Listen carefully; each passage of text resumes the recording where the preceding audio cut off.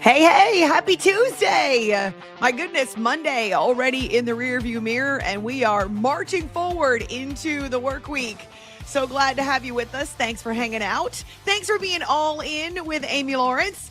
I feel like we're getting momentum now a little bit. It's becoming more routine for me. So I hope it's becoming more routine for you, whether you're joining us live here on YouTube and the Rogue Media Network, or whether you're finding the show after the fact. I know that's the case for most people, that it's on demand. And that is the beauty of digital. I will never push back against digital when it comes to how we've been able to connect with more people and allow you to follow along, whether listening or watching, whenever you like. And we're starting to see a bunch of traffic, which is fun, as shorts and video clips pop up on your feeds. But funny story, I just told producer Zach this while we were getting ready for this show. Many of you know who Clay Travis is. He started Outkick. He did a show on Outkick for years, and then he sold Outkick to Fox. And now his contract ended with Outkick, and so he's starting something new. Still doing a lot of sports commentary. I think he still appears on different Fox shows, including college football pregame shows, but he's starting something new. So I saw a post. He's very controversial, but he's also wildly popular in both the sports and political spaces. And so I saw this post that he put up either late last night or first thing this morning. I know that he is in Nashville, so he's also Central Time. But he puts up this post about how he's starting a brand new YouTube channel with 0 subscribers. And that he'd be making an announcement soon. And it just goes to show you how the social media space is. We're building it from the ground up. My theory is if you build it, they will come.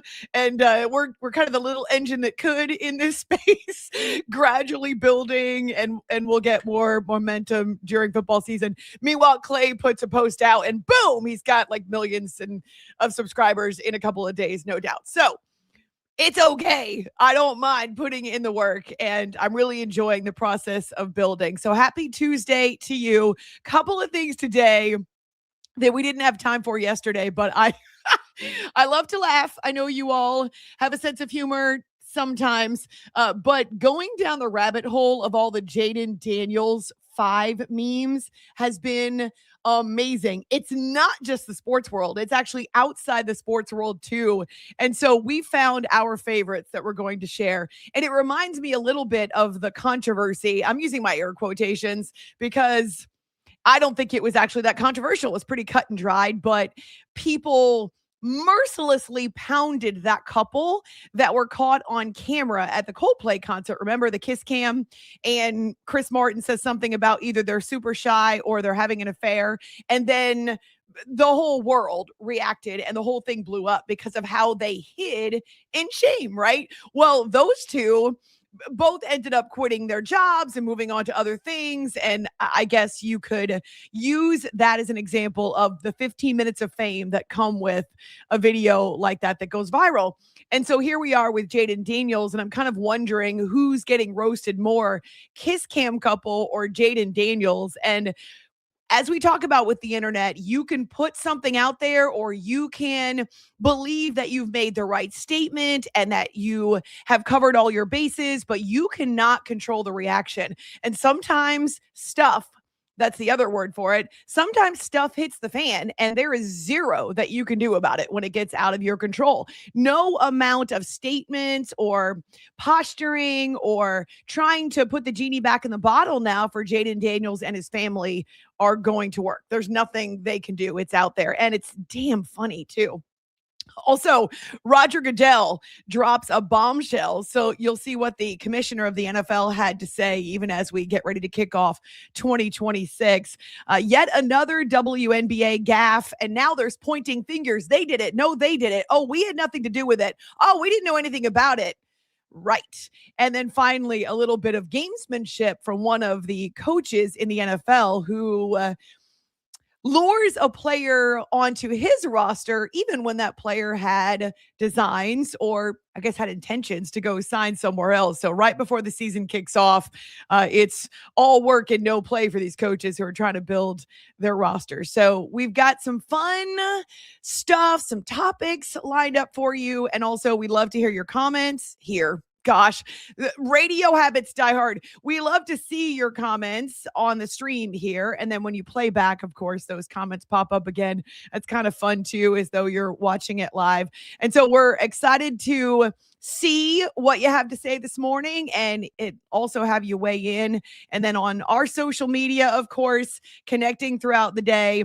Lots of great reaction to my conversation with Jessica Kleinschmidt yesterday. She's a hoot. And so whether it's Facebook or X, Twix, Twitter, whatever you call it, our Insta and our TikTok, according to, and I think she's really great at her job, but according to our PR director at Rogue Media Network, who is a social media maverick herself, our Insta right now is getting a lot of traffic. So I'll take her word for it. But yes, if you build it, they will come. Who needs to be famous and have people show up before you've done anything? We're trying to earn that connection with you all. So again, happy Tuesday to you. Now, we don't normally do this, but this is amazing. I'm so excited. Talk about starting off my day the right way.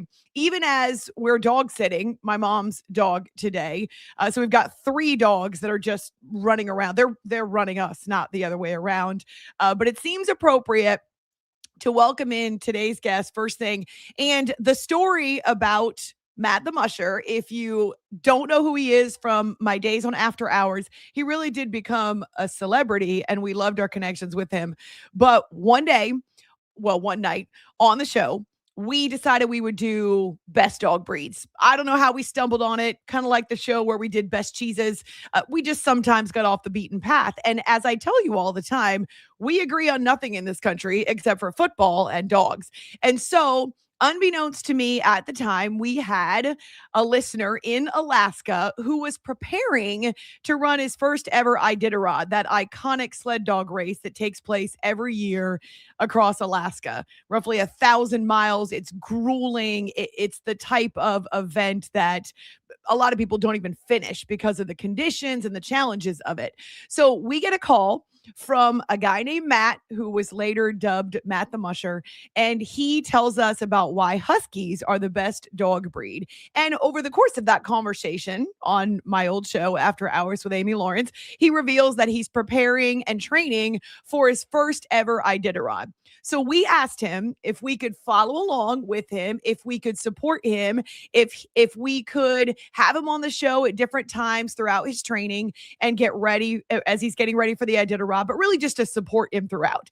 And that's exactly what we did. Not only did we talk to him a couple times to just know how he was doing and how he was feeling about the race, but then during his Iditarod, which he did finish, and as a rookie, that's a huge feat. We were watching on the map, so there's interactive maps and GPS and that kind of jazz where you can follow, and also where you can see the standings after every day and when a racer and his team are at different checkpoints. And so we did our best to follow along, but Matt essentially went dark for several weeks and we didn't hear from him necessarily, but we were able to see how he was doing and that he finished. And then really the most amazing part was about 3 weeks after he was done with the race and he came up for air, he joined us on a show After Hours and he told us the whole story. And we were able to turn that into super cool YouTube video with his exclusive videos and photos from being in that Iditarod. And man, we were up close and personal, as close as we could get over the radio, but just awesome. Not only that he did it, but that we still have a connection with him. So from Alaska, on this edition of All In, we are pleased to welcome Matt Pavelio, Matt the Musher, who is wearing his other hat today, Matt. So I know you changed jobs recently, but you're getting ready to work, it looks like. Yeah, I mean, I've got a business card for the first time, and I've got an office, and I left the bedside of ED nursing, and I have gone into education. So they're making me go back to school, Amy. I'm also in last week of statistics. So yeah, I'm I've got students in the ER. I've got students on a couple medical surgical floors, and I got just a group of women I'm working with that are pretty awesome. So yeah, we're Very it's cool. it's a new challenge. I have to learn Excel. That's terrible. Oh, well, so got to start somewhere, Matt. That's terrific. Yeah, And it's good for your brain. The more that you educate, the more you learn. My mom is getting ready to celebrate a milestone birthday, and she reads and also does jigsaw puzzles every yeah. day, but she's still teaching calculus and advanced math as she Oh, approaches 80. And so I am so impressed with her. She's very yeah. sharp. So that's the track that you and I are on too, I hope. Yeah, just Continuing to educate switching careers, ourselves. getting new challenges. It's uncharted, and I don't feel like I'm great at it right now. But every day is a little reminder that that there's a win. I get wins, and I stack those little wins, and I'm happy. And then try and put my insecurities to bed, and Hmm. and move on. I feel That's like you're speaking my language since I'm learning how to stare at a camera every day now instead of hide behind a radio microphone. it's good to see like this, not shoving marshmallows in my mouth. It's Right? like really, Right. it's fantastic. I told people about Chubby Bunny on the Yeah. show, and there are, of course, a lot of people who used to listen to After Hours. And I have mentioned you a couple times that you were one of our guest Chubby Bunny competitors, and that you ended up tying with producer Jay for the Chubby Bunny World Championship. So maybe with your new schedule, when we bring back Chubby Bunny, you can be part of it again, because then everybody will be online. I'll train for it. I'm not Oh, going cold amazing. this time. Yeah. So as I talk about the Iditarod, and what was it, 4 years ago? How long's it Yeah. been since you were It's training? yeah, I think this will be it's four, so 23, 24, 25. It's 26. So yeah, it's a little bit in the rear view right Mm. now. Yeah, it's been a little while, but I've been actively involved ever since. I haven't taken a moment off full time. I mean full time. I did a rod racing schedule or training schedule for 10 years now. And Wow, so this wow. year I'm going to take a little break and kind of focus on home a little bit. So what does that mean when you're still in the industry and still working and training? What's your role now, even though you're not at this point training for another race yourself? Well, so the year after I ran my Iditarod, I stepped into a recreational kennel, and this recreational kennel is maybe someone that's maybe going to run Iditarod someday, but isn't like professional, doesn't run tours, and I help them kind of maybe take the next step. We a couple of ladies that one's a nurse practitioner I worked with, and they took my daughter under their wing, gave her some junior races, and I just helped them start getting qualified for the Iditarod. So maybe instead of going out on a trail around some lakes, we go up a mountain and then down a mountain and do an overnight and just kind of push the boundaries a little bit. And just all the while learning their dogs, and then I helped a couple of friends get ready for Iditarod, Mm. and go down that route. Like so, then I like so each consecutive year I've been around a team that's training for Iditarod itself or knocking out qualifiers. So it's just the more horses you have in the stable, the better. I mean, the more humans you have, the better.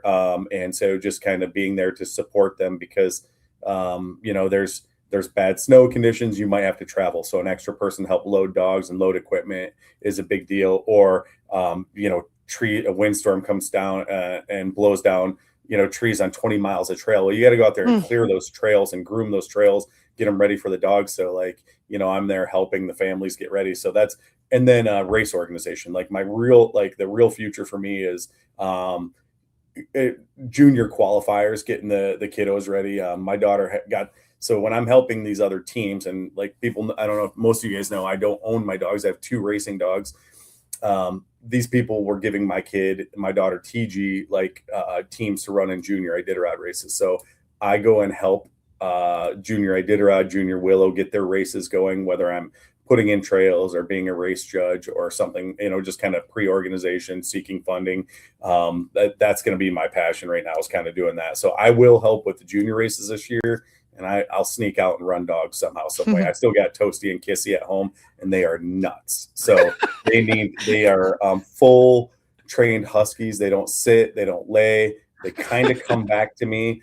They're wild. They're wild. So yeah, they need to run, and so I'll get them run. But focus is going to be a little bit more at the hospital and on Kelsey, because she's been a widow for like 10 years during the winter, Mm. and she likes me, and we're empty nesters now. So I'm like Yes. I'm not saying I'm all she's got, but so we're just going to kind of be conscious of that right now for sure. So if you look at Matt's Facebook page, and I enjoy doing this periodically to make sure I haven't missed any of his videos, he'll get out on a sled with his dogs, and whatever the season is, whether it's snow, sometimes they don't have the snow, but he's out there and he'll be on the sled with a camera and he'll be taking videos, and you can see the amazing Alaska scenes around you, the mountains. Sometimes it's late at night, and my favorite ones are the snow, of course, especially now that I'm Yeah. dealing with August in Texas. Oh my gosh, it's awful. But Right. always enjoy when I get to see your perspective. And your daughter, she ran a few of the junior races, right? The junior Iditarod. I know, as you mentioned, she's off now and she's pursuing her own path, but you were able to work with her. So what was that like to pass on your wisdom and experience to your daughter, who also got bit by the bug? Oh yeah, well, it's funny. She says that, I pushed her, and she, like, when she's speaking at the end of a race, she's like, "Oh, my dad kind of made me do this." But then when the accolades come, she fully accepts those, and maybe I don't get all the credit, for pushing her at that point. But she did 900-mile races, so she's got really over 1,000 miles of racing. And so the first time you do it, you're sending your 14-year-old daughter into the woods with a Mm. team of 10 dogs, and it's -30, or -20. And she seemed to get stronger every year. And she's able to, I just think she's more conscious of the dogs. She doesn't have as much ego. Like, she's not going to push the dogs, but she just was getting better and better each year. And then the last, like, I think 4 years, every summer she'd go and work in a dog yard during the summer or do tourism. So as much as she was like not into it, it was real special time. I mean, from COVID on, her and I had winters where we got to spend time. She wasn't a traditional athlete, not a court sport athlete, and so, like, having her, taking her under my wing, like being with her, that was special time. So we could take off and go for a weekend and run dogs and just kind of push her. And we got to see her development. We got to put her Yeah. in situations that were tough, and yeah, she thrived. And where her normal was now, like, kind of up here as far as what she could tolerate in the woods and with the dogs. And I mean, Amy, one night her and Tara Crossman, a junior musher from Maine, came to Alaska, and we had great alpenglow, like just the moon shining down, and Mm. you turn your headlamp off. In a headlamp, you're in a tunnel. Like, this is your field of view. So out here, you can't see. And so you turn your headlights off, and you can kind of see, like, through the woods now. It's just the moon showing, teaching the girls how to do that. And I'm the third team, and we're coming up and over these hills. It's just one after the next. And you're just in this beautiful birch forest, and stars are shining, all of that.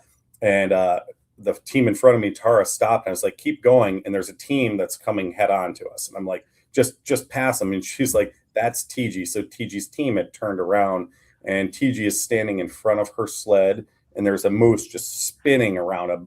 I mean, we're talking 900 pounds of meat just spinning around, not 20 feet in front of her. And TG, calm and cool, just collecting her lead dogs, clapping her hands, waving them off. And I can't shoot a pistol past two dog teams, try not to hit my kid, and Right. control my own team at that time. So but TG calmly, coolly collected them. And then I'm like, we just kind of gave the command, "You got to go past the situation, kind of move past it." And she did. And, I mean, that's a tough situation to be in. And it was kind of cool to see. Mm. It was exciting. It was about the last 5 miles of the run. And the dogs after that, we call it Moose Boost. And they're very fast. Wow. They want to get So out of they there. have a So healthy fear of animals out there as well. It's not like they'll try to go after the animals.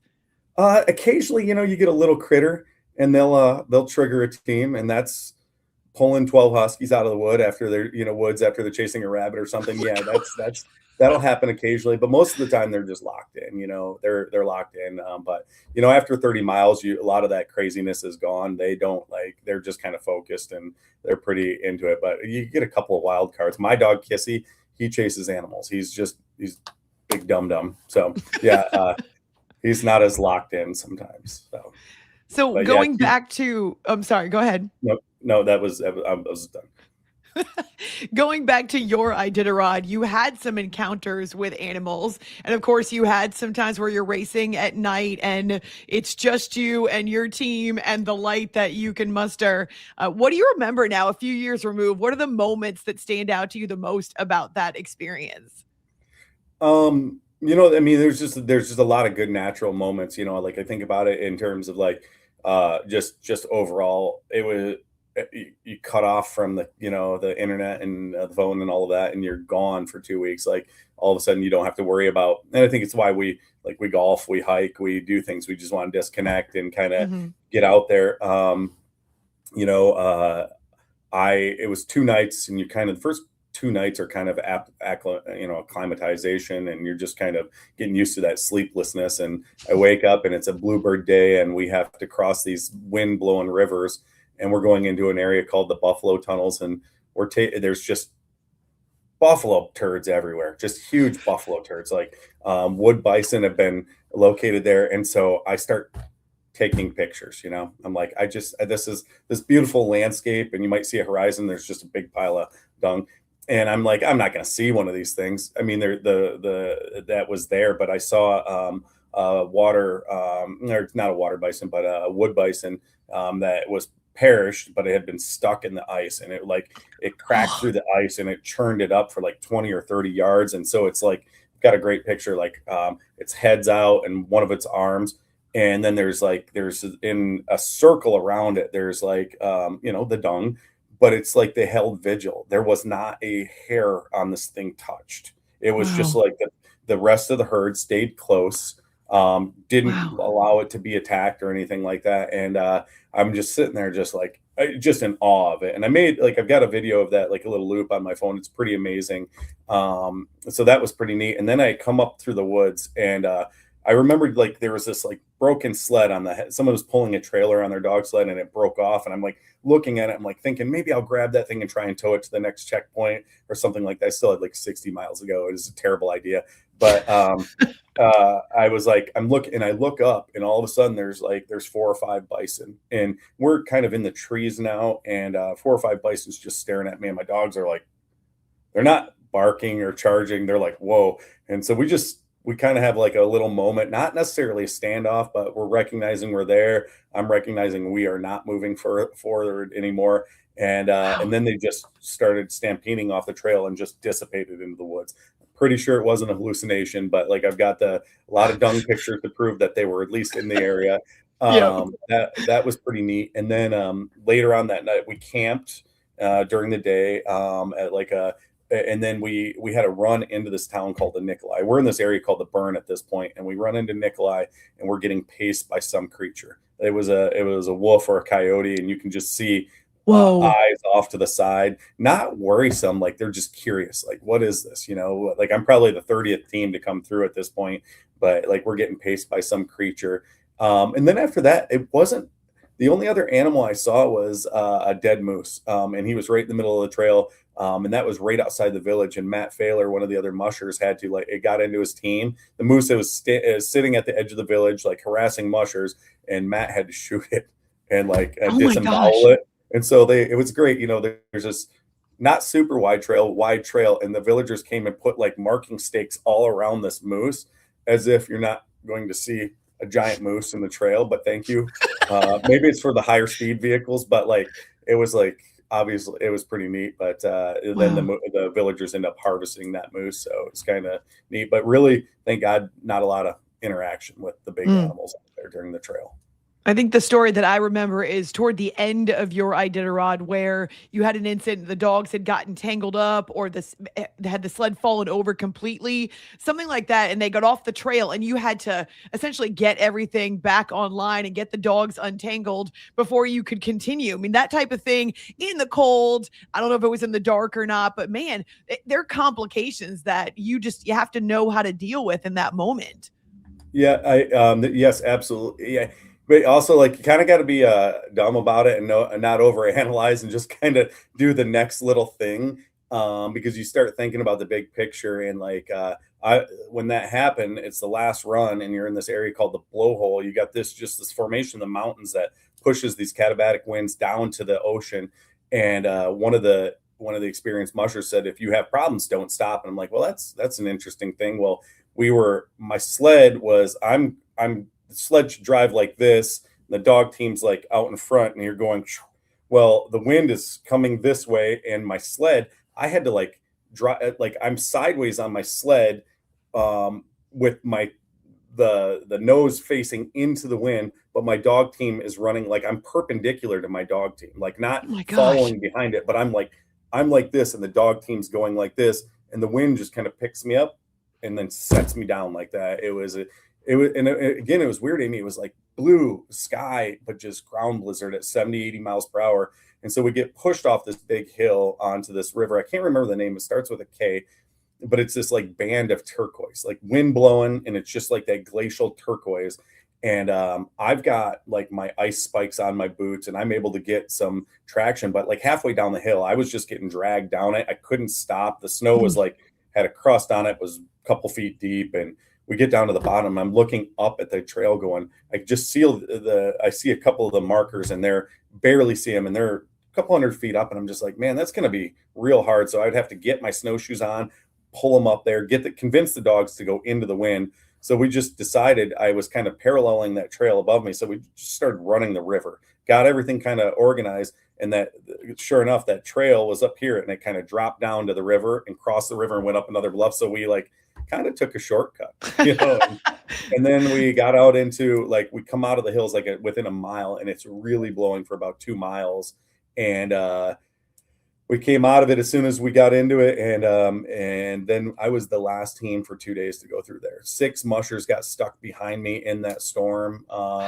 Like one of the girls broke her collarbone and was stuck in her bag, and the guy that was trying to help her broke his ankle just on ice incidents, all in the same incident. My Katie Jo and her Dieter, the Dieters, their husband and wife combo, they got stuck together. Riley Dyke, who I'd been running with for a couple of days, got stuck. And then my real good friend, Sean Williams, who has just got the craziest story overall, like got stuck, and he was like 18 hours, and his mom had passed. He's a Texan. Originally his mom had passed. It was her birthday, and he is in his bag for 18 hours, like in the sled dog bag. And he just kind of had that thought, like, okay, maybe I won't, this isn't good. And at that point, he started thinking about his mom and his boys.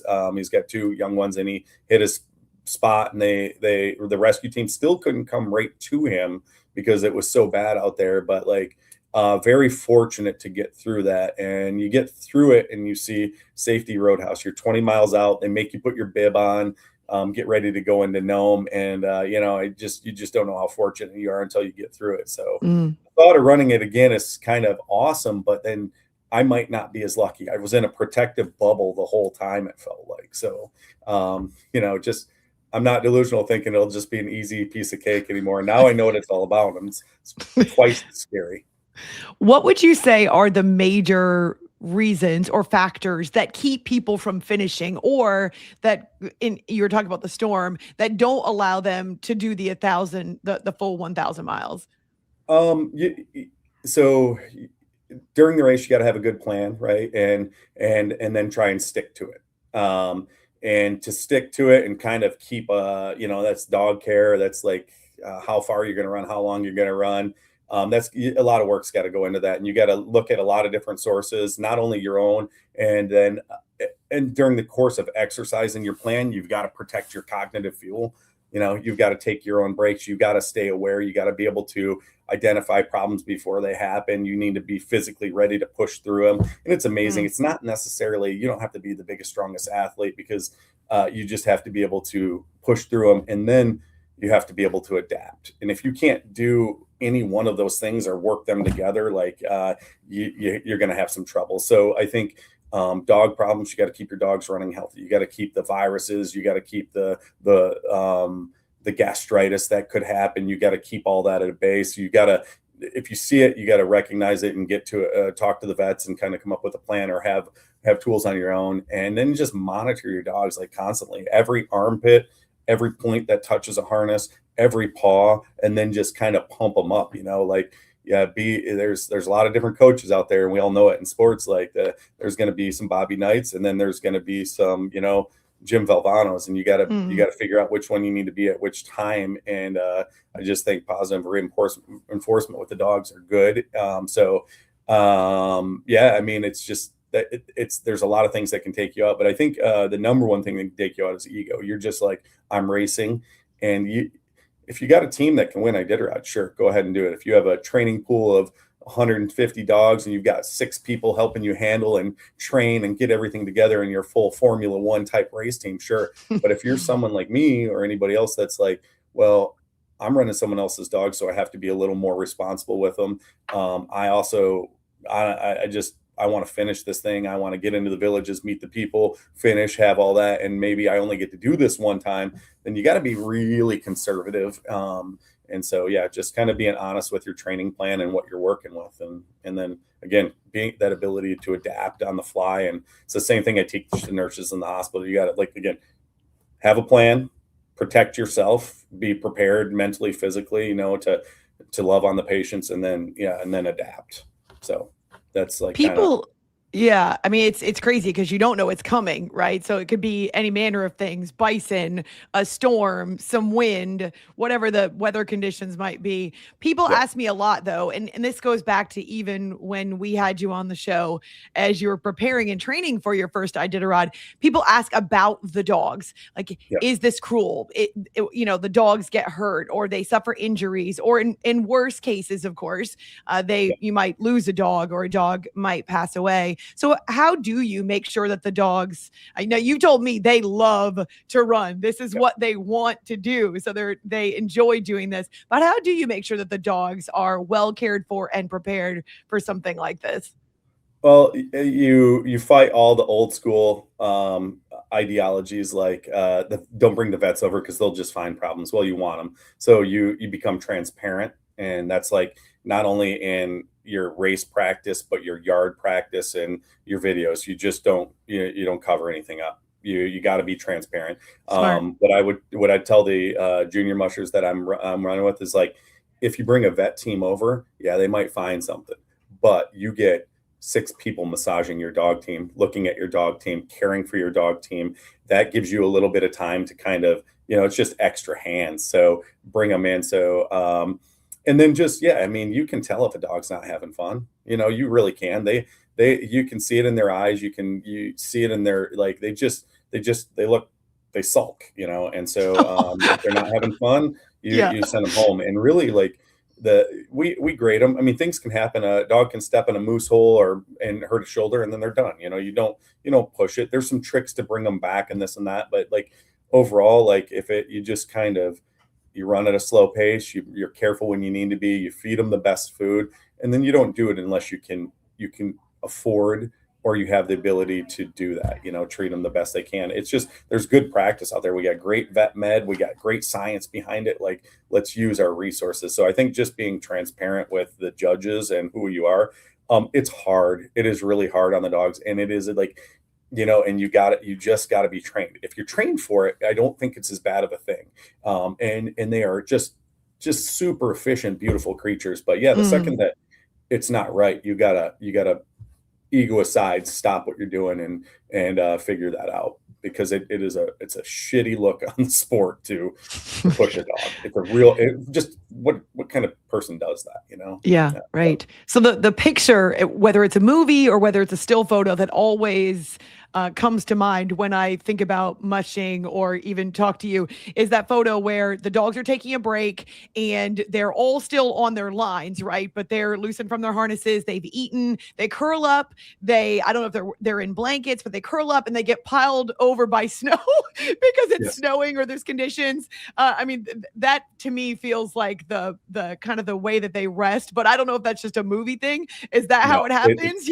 100%. It's super accurate. So like one of my longest runs was 90 miles. So it was crippled to Ruby, Wow. and I'm still being, some people send it and they're ready. Those are guys trying to, but I was like, I'm running equal run rest cycles at that point. And we get down, we're on like an old logging road, 45 miles out. It's a wide road, but the road is like depressed, and there's like bluffs on each side, and wind's just blowing. So wind's coming over, or the snow is coming over. And And it's just time to stop. And it's not the best place to stop, but we kind of are close to some trees and we pull over and I am down in a snow machine track. My dogs are down in the snow machine track. So the wind's just blowing over us.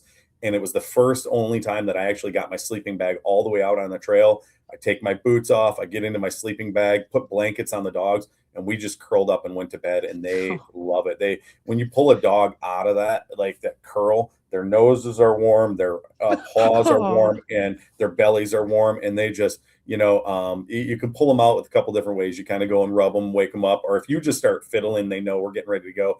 But if you get some food ready for them, you let them calm down and rest. You get a little food ready, and then you just kind of casually go about your chores. They come right out of it, and then if they're not ready to go, they're not ready to go. And sometimes there's always the sleepy dog that you got to kind of rustle and wake up a little bit more. But yeah, they are great like that. Yeah, there's snow is insulating, and those guys can handle it. They can amazing. handle it. So Are they anyway, we pets? can get Are they, rest. of course, are they friendly when they're not working, or are these like dogs that you don't really take home as pets? Oh man, they when they come out of the dog yard and they retire, they go right to the couch and they are real good. I mean, you got to like some of them you have to be a little more active, but they're wonderful in homes. Awesome. There's a sequence, there's a reintegration to society that you got to do, and you got to know that they are not like they're not a doodle, and they want to move a little bit and they want to chew, and they're a super athlete. I mean, you got a 6 foot fence. It's like sociological barrier. I don't know how to say that, but like they can sail over that fence. They don't know Wow. it yet, but and if they run, when they get loose, and they do, they are majestic animals. The lope, that greyhound like long lope that they do is just it's amazing to watch. So they're special. But yeah, we that's what's great about them. Like when you start downsizing your yard, and maybe you want to keep them womb to tomb, but a lot of guys like at 6 7 years, then it's time to go run some 5Ks with a guy, or do bike touring, which is that's what I do with my 2 dogs now. Because I don't have a full kennel, I hook them to my mountain bike and we go ride trails and they pull me, and it is wild. It's wild. There's That no sounds amazing. it is. It's like a great way to get around. It's not an e-bike, it's a D-bike, and you just kind of like fly around. It's so much fun, Amy. So highly recommend that. And so yeah, there's lots of avenues after they retire to find homes, and they do really, really well. Yeah, there's an occasional jerk, but like every population has that of Yes, every for species. sure. So For sure. Well, I know that you are working with other kennels now. And as you yeah. talk about, you're pitching in, staying around the dogs, staying around the community that is Iditarod racing, or just dog racing in general, mushing in general. How Yep. realistic is it that you will ever attempt this again? Oh, I mean, it's all I think about. I think Mm. physically, like if I keep myself in tune and just in the right place, when it's right, it'll happen. I understand what it takes now. No surprises. You got to find the right yard to be in. It's an intimate situation to be with someone else's dogs and kind of doing it their way. But hopefully you find a place where your sweat equity is worth something, and like you inevitably you got to have some money to go along with it. So I'll figure when the time's right, we'll figure it out. But I'd really like to run the southern route. There's a northern route that I did, and then there's a southern route that goes through Ah, like the town of Iditarod, which is an abandoned town, and then kind of comes up the Yukon River a different way. So I think to kind of get both of those routes, that would be great. Plus, I spread my mom's ashes out there. I kind of got to get back out there, so we'll go out there and do that. I don't have a time frame. I don't have a time frame. It's just again when it's right. But yeah, I think it's a 75% chance I'll run it again. And if not, awesome. I'm going to help other people run it, like get them prepared and ready, because it is just I can't say enough about it. It's just a great sport to be involved with. Well, when my husband and I come visit, we Yes. definitely are excited to see more of your world there. And I need the snow. I'm missing the cold weather so Yeah. much. So he might kill me if I try to drag him to Alaska in the wintertime. But I definitely want to come when there's snow on the ground. And whenever it is that you're back into it and you're training for another one, you've got a huge community of sports fans and listeners and now viewers who are Yeah. behind you, because people always ask me, "How's Matt? Have you talked to Matt the Musher?" I That's It, kind of, you're stuck with that nickname. They call you that. How's Matt the Musher? If anybody comes up, we'll gear them up. Your husband to any fan, we'll make sure I will go out of my way, and you can ask anybody that I've worked around or any of my wife or anybody. It's I'll make sure you have a good time. Awesome. It's sharing the state's a big deal. It's a lot of fun, and it Yes. kind of validates while we're here. So Very 100% cool. March is beginning of March into February. You get a little bit more light, Northern Lights, the festivals with all the dog Oh, races. yes. People are coming to town. You definitely want to. Mm. There's a time to come for the winter, but 100%, you got to come for the Super Bowl. Well, right. So I was going to say, like, post Super Bowl, when football is over, that sounds like the perfect vacation. And I like the idea of checking out for 2 weeks and not looking at my phone. Yeah. Oh, Amy, like if you were to come, either we hook you up with the insider who covers the race, or we just kind of figure out ways to get you down the checkpoints so you can kind of see it firsthand and finish in Nome. And to see the Nome experience, it's just I mean, you are flying. I mean, you are flying into the last frontier. I mean, Wow. it's wild. So yeah, you 100% have a good time. Awesome. Okay, so before I let you go, I just thought of this. How fast at peak speed, not that you would go peak speed, but how fast can these dogs and sleds go when they're moving? So in town we run the Ferrande Festival. Those are sprint dogs. So it's like a desert Saluki, German short hair, hybrid fast dog, and they're 27, 28 miles per hour, but that's for 25 straight miles. They redline, and maybe in some of the sprint championships a lot faster. Me and the Huskies were bootying up, and if I were to average 9.1 miles per hour, I would blow everyone out in the Iditarod. So I think overall my moving average was somewhere around 7.9, and Wow. downhills I'm doing 15 miles per hour, but speeds where injuries happen, so we tried to Yeah. keep them down. No doubt though, like if we're doing short fun stuff, and we did a lot of that this season where we did 100-mile races, so we brought their bottom or their top end up, and we ran fast. They love it. So a fully loaded sled, I mean, we could cruise at 10, 12 miles per hour and be My pretty gosh. good, and we would win a lot of races. But yeah, so somewhere in there, you see the world at a different pace. You're slow. You get to take it all in. So it's kind of neat. Mm. Yes, absolutely. And again, on his Facebook page, Matt's got videos. Seen the Northern Lights through his videos, seen some of the cool mountains and peaks there in Alaska. So it's definitely bucket list awesome to think about being up there for that event too. And Matt, it's so great to connect with you again. Next Ditto, up would Amy. be Chubby Bunny, and we'll do this on a regular basis as you turn into a professor and a teacher. I know you won't lose your passion for that sled dog. No, no, never, never. Awesome. Well, it's so good to connect with you. I know it's early there too, so thank you for making time for us. Got plenty of time to seize the day now. Thank you, Amy. There you go. You're Appreciate it, welcome. guys. Talk soon, Matt. That's awesome. And I know we blew through our commercial, like blowing through a checkpoint, but he's so great. And to be able to talk about dogs, which is one of my favorite subjects, and I will try to share that video as well. It's on a former YouTube channel, but it's Matt's personal videos and photos, and even to get those stories again about the bison, about the moose that was on the trail, about having to untangle his dogs when the wind blew him sideways. I mean, this is real life stuff that these racers go through every spring, and it would definitely be an event of all the events that I can think of. That would be in the top 3 of ones that I would most like to cover. Just would be phenomenal. Plus, I love the snow. I love the snow. All right, we have got some makeups to do here with our sponsors. I always appreciate Waco Surf, especially this month as they're partnering with us as we get ready for football season.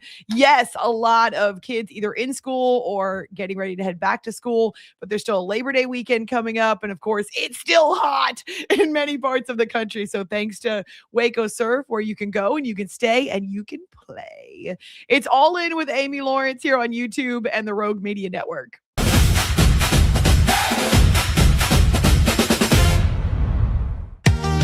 Summer isn't over yet. Make every last splash count at Waco Surf. Catch perfect waves, float the lazy river, or relax on the beach while the kids make unforgettable memories. Stay in their hotel or private cabins, or hook up with your RV. Located just 90 miles from Dallas and Austin, set on 450 acres in the heart of Texas, Waco Surf is unlike any other water park around. Before school starts, give your family one more epic adventure. WacoSurf.com. Book your stay today and catch a wave. It's the premier charity event of the year, the 2026 Central Texas Cattle Barons Ball, presented by Ascension Providence. A fun evening filled with great food and drink, dancing, a spectacular auction, and more. This year's theme is Nashville Nights, Neon Lights, and Bullfights. Get your tickets now, donate, or be a sponsor. Help support the American Cancer Society to find a cure. The 2026 Central Texas Cattle Barons Ball, October 24th at MCC Highlander Ranch. For more information, go to centraltexascattlebaronsball.org. Enjoy a quiet atmosphere with beautiful river views at the Brazos Landing, located in Waco along the Brazos River across from McLean Stadium. Enjoy homemade dishes like shrimp and grits, chicken piccata, braised short ribs, prime New York steaks, and more. Plus, enjoy a delicious dessert like creme brulee or key lime pie. Open for lunch and dinner Tuesday through Sunday. Brazos Landing in Waco, the only place where I-35 and the Brazos River meet. Lake Waco Golf Club is a semi-private facility nestled along the north point of Lake Waco, one of the few facilities in Texas to have a full 18-hole regulation golf course as well as an executive 18-hole par 3 golf course. Plus, check out their bar and grill, which is open to the public. And if you're not a golfer, then enjoy time by the pool or even enjoy fishing around Lake Waco. Become a member today and call to book your tee time. Lake Waco Golf Club, where family and friends fun begins. Check them out at lakewacogc.com for more information. I know you're gonna love this Kodak Dot Plus printer. You guys just connect it to your smartphone and then you're gonna use the Kodak Photo Print app. It's going to print you a 4x6 photo. I am just in awe. I love how these turned out. Also, the printer comes with a free cartridge of 10 photo sheets. I can assure you, you are going to love this printer as much as my family has. You guys have to check it out for yourself. Farmhound's approach is a little different than a traditional tree company. We get to work with local farmers who are putting everything they can into regenerative farming. From the soil to the animals to the ecosystem. They care about how animals are raised and how we treat the earth. It's not just product, but it's part of that story. It's connected to just a whole lot more.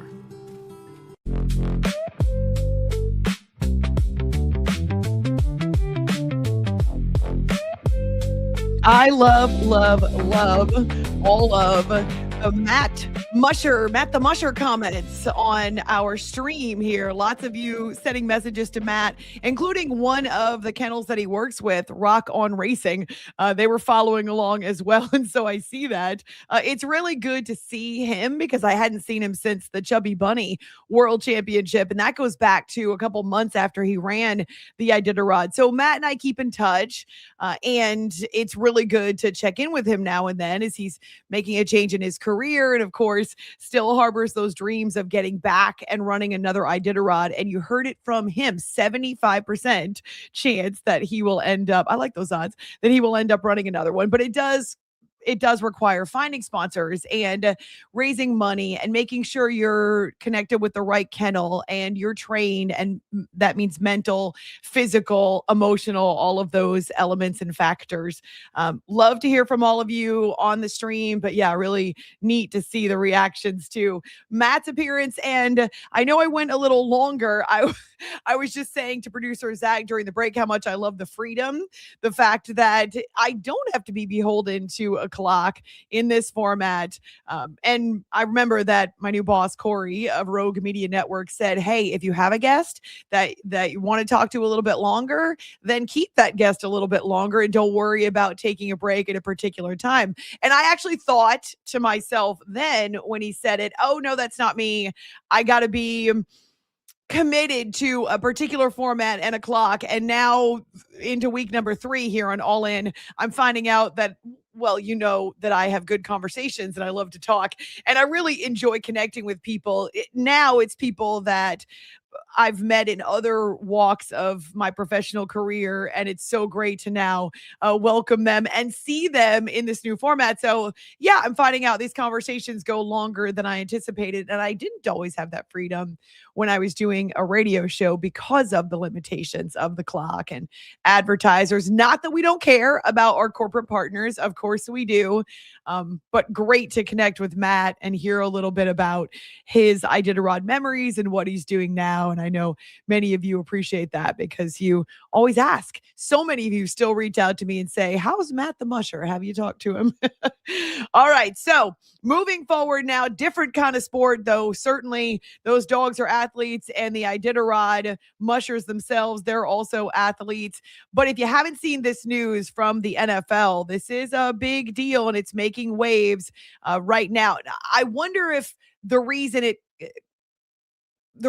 for the news dropping kind of early morning, middle of the night for us would be because of the time change. But it didn't take long for Roger Goodell's latest revelation about future expansion in the NFL to hit the mainstream here in the United States of America. Though this comes from an interview that he did. Now, it's a former NFL player. Marcus Kuhn is his name, but he's German. And it was a conversation that he did with a broadcast network in Germany. It was in German for sure. RTL/NTV is the outlet for Germany. And again, Marcus Kuhn, former NFL player, kind of combining his two worlds there. But what we've seen now from Roger Goodell that's making waves and is, quote, now we tried to get the audio. Zach did, but because of the German being dubbed over it, Roger Goodell, to my knowledge, does not speak German. So we're going to give you the quote, but it's jarring however you see it or hear it. Roger Goodell, the commissioner of the NFL, has, quote, no doubt that the league will eventually have teams that are outside the United States of America. Look at that. I have no doubt that this will happen one day at some point. He doesn't give a time frame for it. He doesn't say this is the franchise that will move or will be expanding. But I got to tell you, this is one of my, I wouldn't call it a fear. This is one of the ideas that's been floated out there by the NFL that bothers me so much. It irritates me, actually, the idea that there would be a member of the NFL, the National Football League, not the International Football League. Are they going to change the title? It's like going back to the days, pre-Super Bowl era when the league looked different. Now, would we have to change the acronym so that it's not the NFL?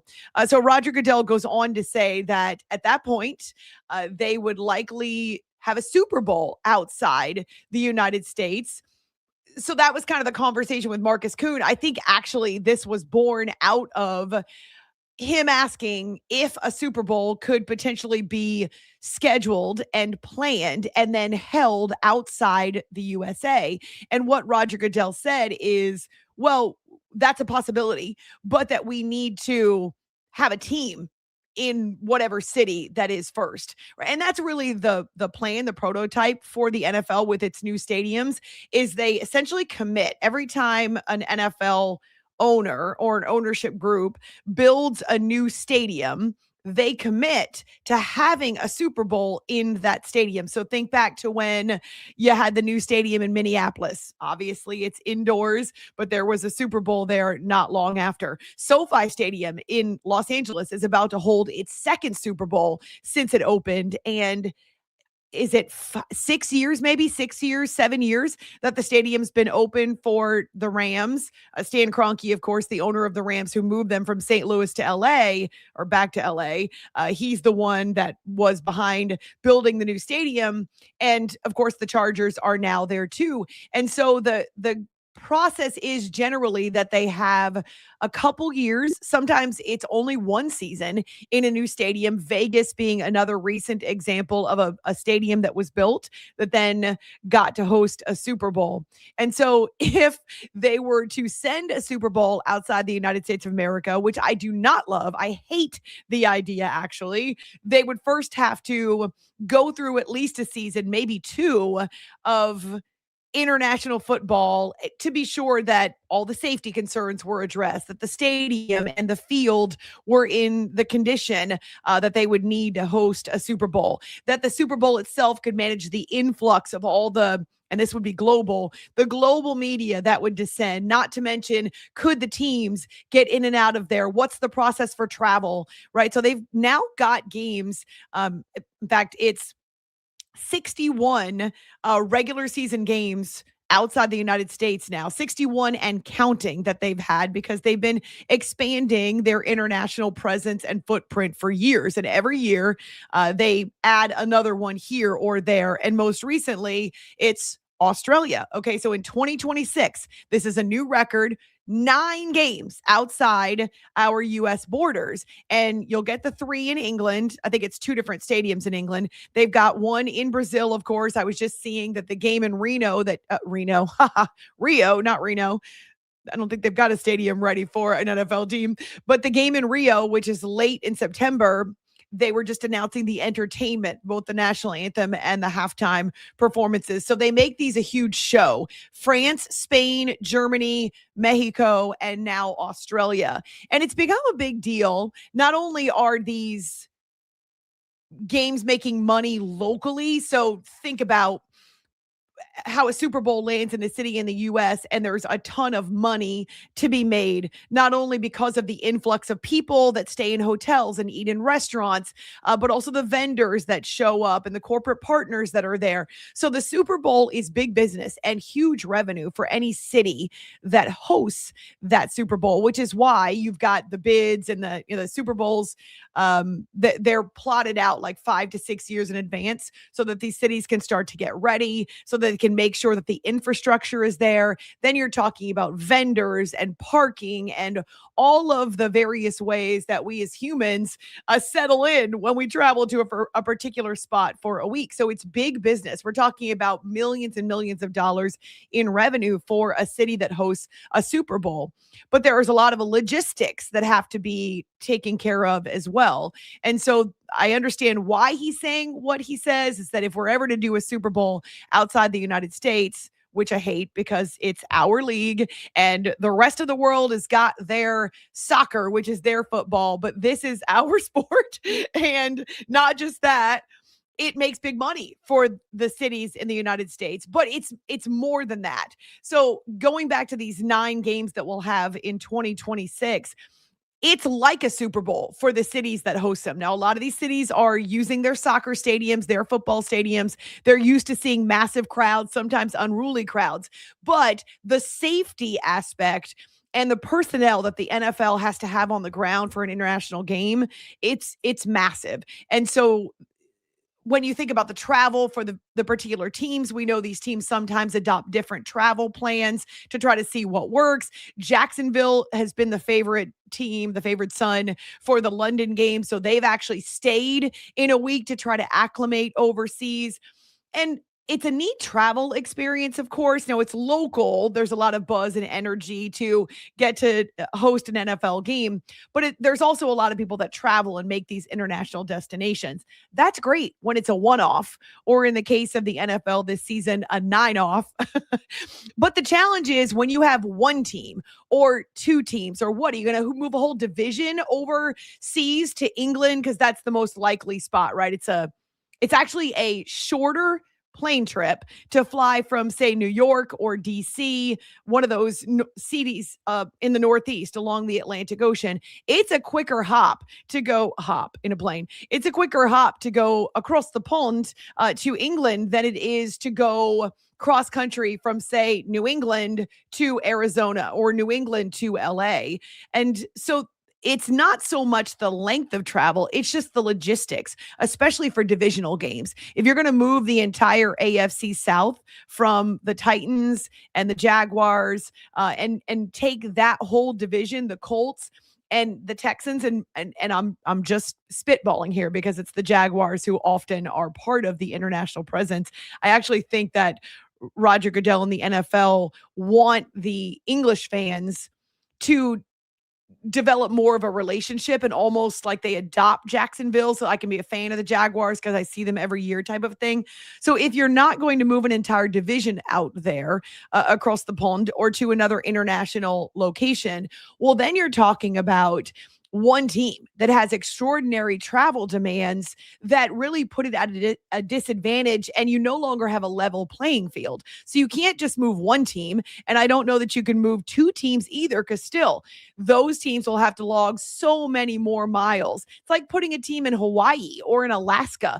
The travel becomes almost overbearing, and again can be a negative, whether it's free agency, whether it's people not wanting to live off the US mainland, or just in general, knowing that you're going to spend a hell of a lot more time on planes than any other franchise in the NFL. And so there's a logistical question too. And I don't know how they work it out, but I do know it's massive revenue to think about having these games, which is why they keep sending more outside the United States, to think about having these games overseas, because they're a novelty and people flock to them. And again, American fans will make these travel destinations too, but I just don't know how it works to have a team outside the United States of America. And then here's the deal. If you're going to keep your 32 teams here in the United States, because what owner is going to say, sure, I'll leave Houston and I'll move to London? I don't know how many NFL owners are going to want to pick up their entire operation and move it to another country for a lot of reasons. But then two, talk about the ultimate smack in the face. If you were to remove an NFL franchise, which not only employs a ton of people, but can be the heartbeat of a city, you're going to move that franchise to another country and leave a fan base devoid. That to me seems like the ultimate betrayal. Again, the NFL owner in that particular city would have to be on board, and I don't know how many of them would be willing to move their franchise overseas and to leave their home, so to speak. Now, maybe you end up having two new expansion franchises or a whole new division, and oh my gosh, talk about upsetting the apple cart. But the travel alone and the idea of moving one of the franchises from the NFL, those are two major questions that I don't ever really get answers from, and we don't hear the league address those publicly. But again, going back to Roger Goodell's quote to this German TV outlet, RTL/NTV, at some point there will be NFL teams. So his is plural. At some point there will be NFL teams outside the USA. I have no doubt that this will happen one day. And then, of course, the idea would be that home stadium or stadiums would be able to host Super Bowls as well. I got to think we're talking at least 10 to 15 years down the road. But you know what? They are movers and shakers in the NFL. And Roger Goodell's stated goal when he became commissioner was to turn the league into a $25 billion a year industry. And it certainly is, because everything the NFL touches seems to turn to gold. I just know that this would require a lot of change and upset. And there's no doubt that some NFL franchises or fan bases are going to be left holding the bag.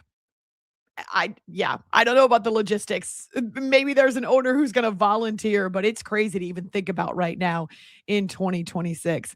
1 hour down. That was fast. My thanks again to Matt the Musher, who just sent me a text and said it was so much fun. He logged off. He had to go to work and put on his other hat, so to speak. Now, after we get to our break here at the top of the hour, a couple of NFL notes. One has to do with a little bit of gamesmanship between a head coach and the head coach that used to be in his spot, and two franchises who were vying for the same pass rusher. So that is one thing we'll get into. Also, I've had it with the WNBA, and now there's finger pointing over their latest gaffe.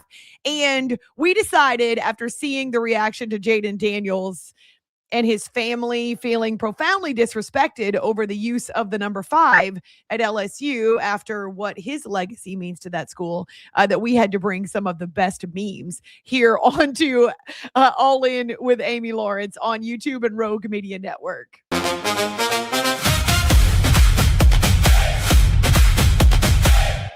Lake Waco Golf Club is a semi-private facility nestled along the north point of Lake Waco, one of the few facilities in Texas to have a full 18-hole regulation golf course as well as an executive 18-hole par 3 golf course. Plus, check out their bar and grill, which is open to the public. And if you're not a golfer, then enjoy time by the pool or even enjoy fishing around Lake Waco. Become a member today and call to book your tee time. Lake Waco Golf Club, where family and friends fun begins. Check them out at lakewacogc.com for more information.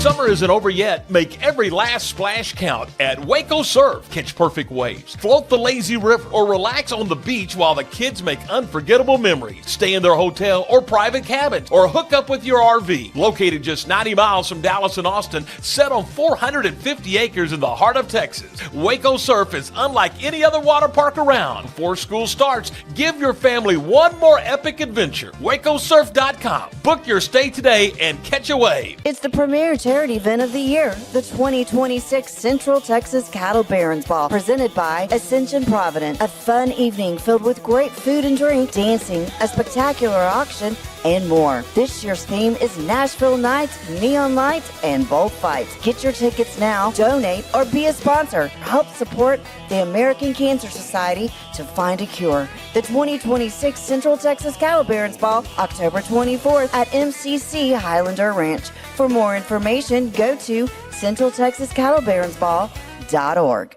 Enjoy a quiet atmosphere with beautiful river views at the Brazos Landing, located in Waco along the Brazos River across from McLean Stadium.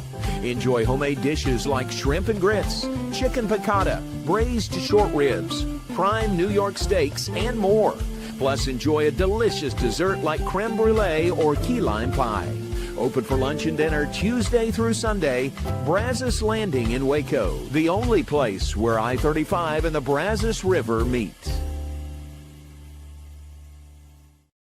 For 75 years, Nalgene Outdoor has been your trusted companion, fueling adventures and helping protect the planet. We're committed to reducing waste, improving access to clean water, and providing simple, safe, and sustainable products for you and your family. No gimmicks, just durable, well-designed bottles built to last. Join us in our mission to amplify life, not complicate it. Because at Nalgene, what goes into our bottles matters as much as the adventures they fuel. Explore more at nalgene.com. That's NALGENE.com.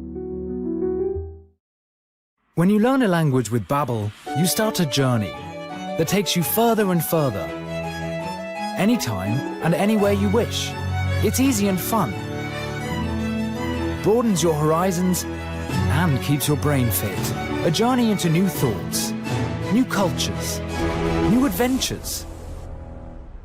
So what are you waiting for? Start your journey with Babbel now. Go to babbel.com or download the app.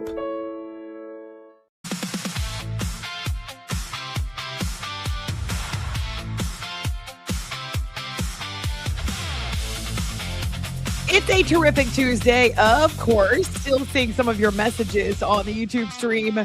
Messages for Matt. So he had some friends and he had some supporters who were joining us on the YouTube stream today, which is super cool. It's a lot of fun to think about that we get to share this experience with not only people that I met or connected with from my previous radio endeavors, a lot of them from after hours, but also to be able to bring them on board now means so much to me because we've got a history and we've got a pre-established relationship that I've cultivated and worked on for years. But to see them encourages me and supports me. So having Jessica Kleinschmidt on the show on Monday, to have Matt the Musher on the show today, it validates me and my feelings that this new endeavor is worth it and that it's going to work. And so I'm excited.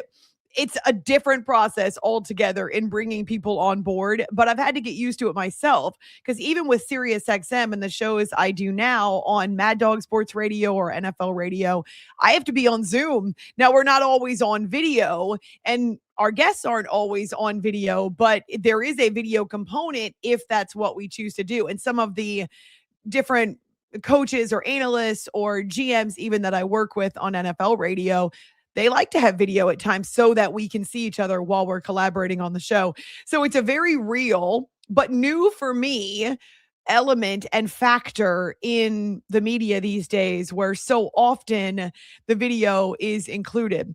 I'm still getting used to it, but to have Matt and Jessica and last week also to be able to welcome some of the guests that we did was so exciting.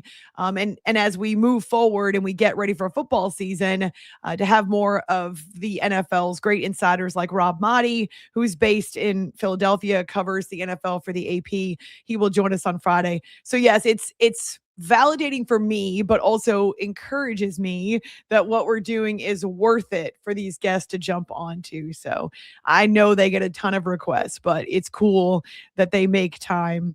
That just means so much to me, like I said. And I've got new colleagues who've also made the appearances on the show too, which is amazing. Okay, so here we are in hour number 2. I can't believe how fast these shows fly, maybe because I'm used to doing 4-hour shows on radio. I don't know that we'll flesh this whole story out today, and we'll just kind of see how it plays out over the next couple of days. But there's a lot of eyeballs and earballs still focused on the Lakers sale. That proposal, which still has to be validated and approved by the NBA owners, so essentially the board of governors, that doesn't come up until October, that vote. But what we're hearing now is that the Buss family isn't all on board with the sale. So Jeannie Buss is still in charge of the Lakers under the agreement that she made with Mark Walters, who is now trying to sell because of his legal troubles and the allegations against him for tax fraud and various other economic type of violations. And so Jeannie Buss had an agreement with Mark that she now expects to be still in place, giving her control over the Lakers and what happens to them for the next 4 years. So she actually doesn't want to sell. She believes, and it's a controlling interest still for the Buss family, and there are multiple siblings involved. 4, maybe 5 siblings involved. And so Jeannie, because she's in charge and believes that she has more control and that this agreement with Mark Walters allows her to run the team for the next 4 years, well, she's protesting now. So she's actually hired a lawyer who has written officially to the lawyers of her siblings. And it's been like this, a lot of infighting and disagreements ever since their father passed away. But she's the one that's been more involved and obviously has been front facing with the Lakers when it comes to personnel decisions. And so if that agreement with Mark Walters is still binding, she believes that as the one who's running the Lakers, she can push back on the sale and say no, that she can, I guess, disavow or put, throw a whole wrench into the process and say, no, we're not going to sell the team again because I'm in control and we have to approve it. And I've got more power than the rest of the Buss siblings. So it's a lot of legal in the weeds jargon that you can go and read if you're really interested. But essentially, she is trying to stop this sale because she believes she has the power to do so under the agreement with Mark Walters. So we'll see how that plays out, but it could be held up. So if the legal process is still bogged down come October, then maybe the NBA Board of Governors can't actually take a vote on whether or not they want to approve the sale. And the questions too, for those of you who are big LA sports fans, the questions too continue to come up about whether or not this same dude is going to now turn around and sell his stake in the Dodgers or some of the other properties, sports entities in which he is part owner in the Los Angeles area. And no one really seems to have the answer about how far he can go to divest himself of these various properties. And what does this mean for the franchises? But also, what does this mean for the other owners who may not be controlling partners, but do have vested interests? So it's complicated, it's convoluted, it's complex. But Jeannie Buss right now, she's the one that you'll be hearing the most about on Tuesday and this week because she's been involved with Lakers decisions and the Lakers prominence. She and her dad worked together for years, and she essentially has taken over running the team since he passed away. Siblings are part of it. They have a minority stake in the franchise, but not the way that she's invested her time, her years, her blood, sweat, tears, heart, soul, and intellect as well. So she's personally involved with the Lakers, where her siblings are not quite as invested in the business and in the basketball side of things. So I can imagine that this is personal and emotional for her. And if she's against this, is going to do everything she can to make sure that her interest and her role in the Lakers is protected. Glad to have you with us on this Tuesday. You can find us various ways on social media. I love that more of you are finding the podcast on your favorite platforms. And you can always find links to our clips. So during the show, not during the show, because that would be distracting. During the show, we talk about various topics. Afterwards, Zach and I will decide which clips we want to put out there. And we are glad that it's driving more traffic to our YouTube channel, but mostly we want to connect with you and let you know that we are daily now. We're every single weekday for a couple hours. It's great to establish patterns again, not just me, but you. And so many of you have asked me for the last year and a half, where can I find you? Are you going to talk about football? Can you do your own show? Well, it had to be the right situation. I believe I've found it now with Rogue Media Network. And so we're starting from the ground up, and it's fun to see it grow now into week number 3 on the YouTube channel and some of our various social media sites. But it is kind of funny because I hadn't started from scratch, going back now to 2013. So it'd been a lot of years since I had begun something from the ground level and the base level and wanted to build it up into something.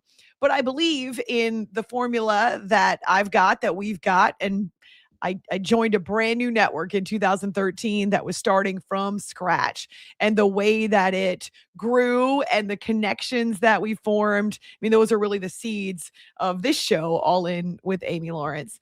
Speaking of planning and foundations and building from the ground up, well, the Falcons are trying to do that again now because they've got a new coach in Kevin Stefanski.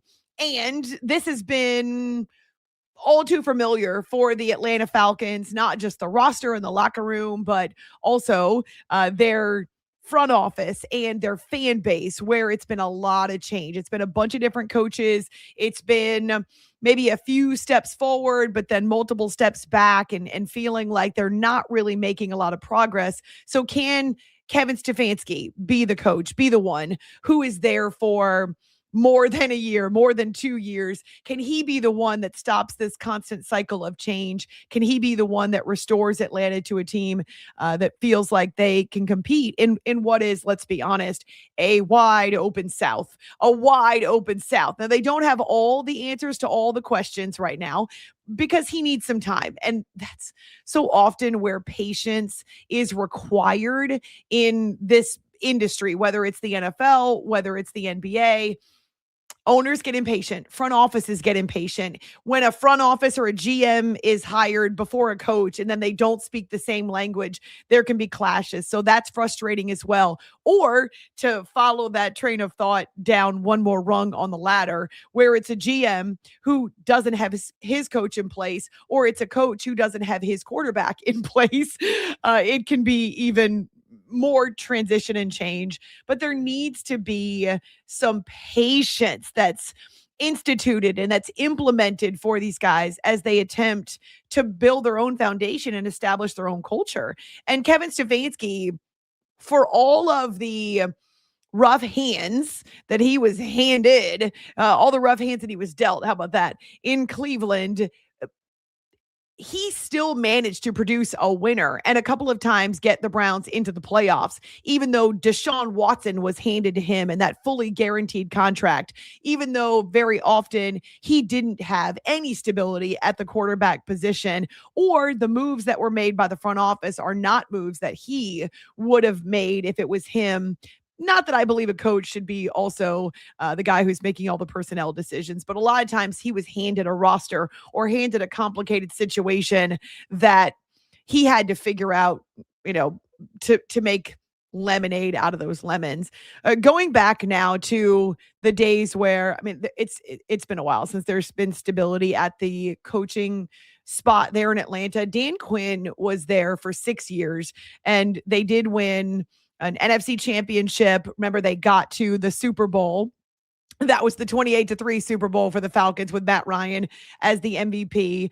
They made the playoffs a couple of times in his 6 years. Then Raheem Morris was brought in and was only given one season there. That was the COVID year in 2020. What was it like? Part of 2020. So he was there for part of a season. That's right. They fired Dan Quinn. They bring in Raheem Morris. They don't retain him as the head coach. There were a bunch of players who love Raheem from his time at various franchises around the NFL. And he'd been a head coach before, but they didn't keep him. So then it was Arthur Smith, and he was supposed to be someone who could speak to the offensive side of the ball. And can we get the quarterback in place? Because since Matt Ryan, didn't Matt Ryan land with the Colts for a while? Since they moved away from Matt Ryan, they haven't had any stability at quarterback either. And so it was Raheem Morris, then it was Arthur Smith, then it was Raheem Morris again, right? They bring him back. That lasts for a couple of seasons, which was just and then Kevin Stefanski now in this first couple of months with the team. We'll see whether or not they believe that he's on the right track. So their coaching carousel has been spinning furiously, as have all of the various quarterback changes too. So that kind of tells you where the Atlanta Falcons are.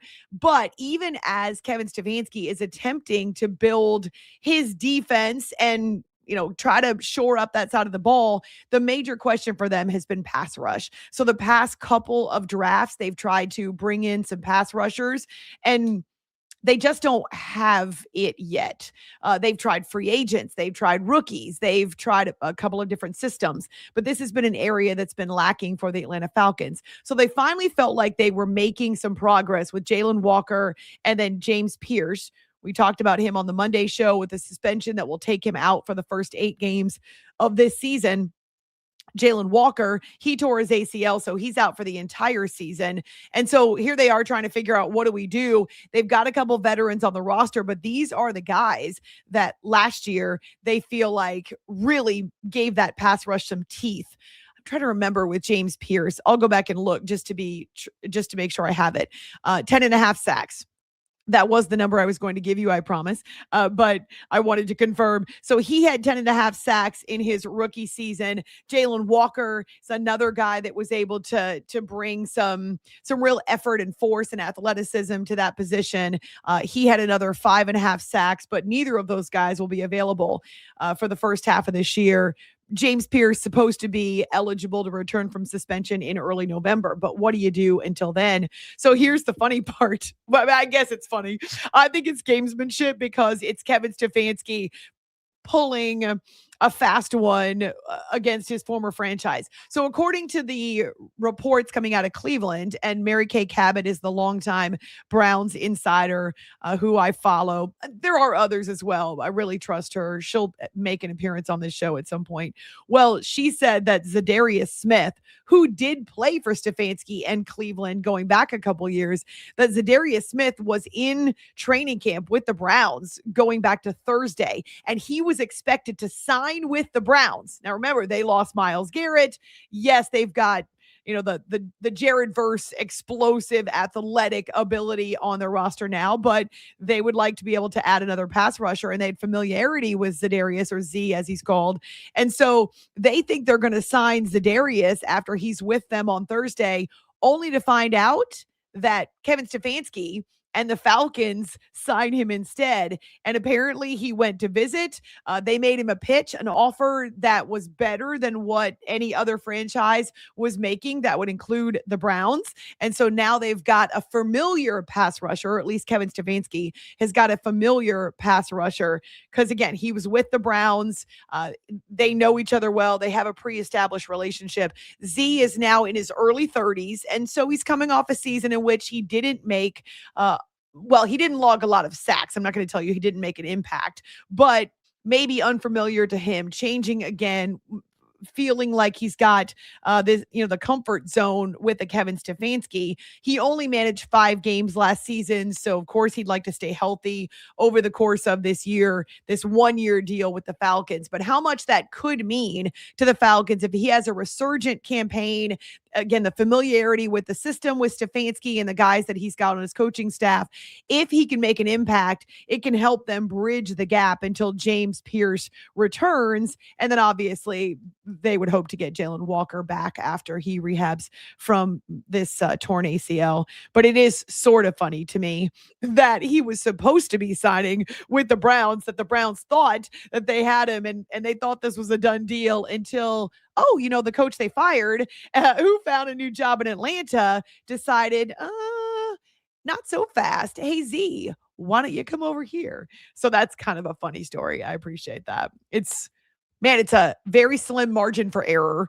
It's a very slim margin of the haves and the have-nots when it comes to the NFL. And one signing, I'm not telling you it's the Z signing, but one signing can make a difference. One personnel move, and you never want to give an inch, because if you're standing still, other teams are passing you. And it's so competitive, partly because of the high level of the play on both sides of the ball. These are the best athletes and the best players at their position in the world, of course, but also because of the fact that there's so much movement.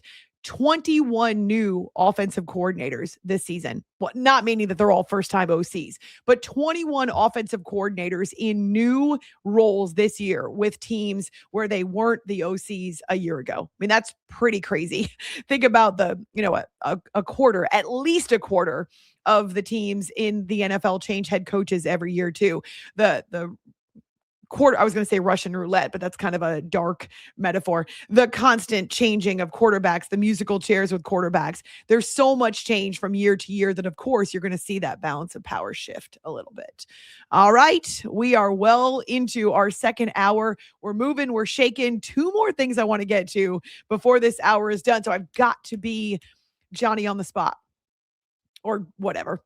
It's All In with Amy Lawrence. Thanks for joining us here on YouTube and the Rogue Media Network.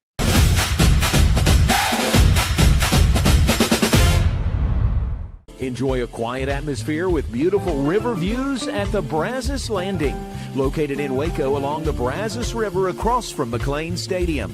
Enjoy homemade dishes like shrimp and grits, chicken piccata, braised short ribs, prime New York steaks, and more. Plus, enjoy a delicious dessert like creme brulee or key lime pie. Open for lunch and dinner Tuesday through Sunday. Brazos Landing in Waco, the only place where I-35 and the Brazos River meet. Lake Waco Golf Club is a semi-private facility nestled along the north point of Lake Waco, one of the few facilities in Texas to have a full 18-hole regulation golf course as well as an executive 18-hole par 3 golf course. Plus, check out their bar and grill, which is open to the public. And if you're not a golfer, then enjoy time by the pool or even enjoy fishing around Lake Waco. Become a member today and call to book your tee time. Lake Waco Golf Club, where family and friends fun begins. Check them out at lakewacogc.com for more information.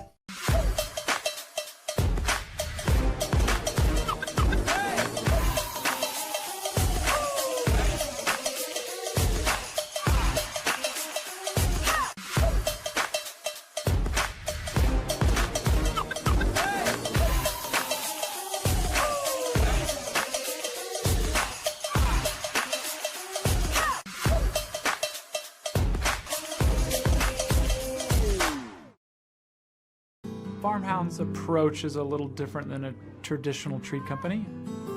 We get to work with local farmers who are putting everything they can into regenerative farming.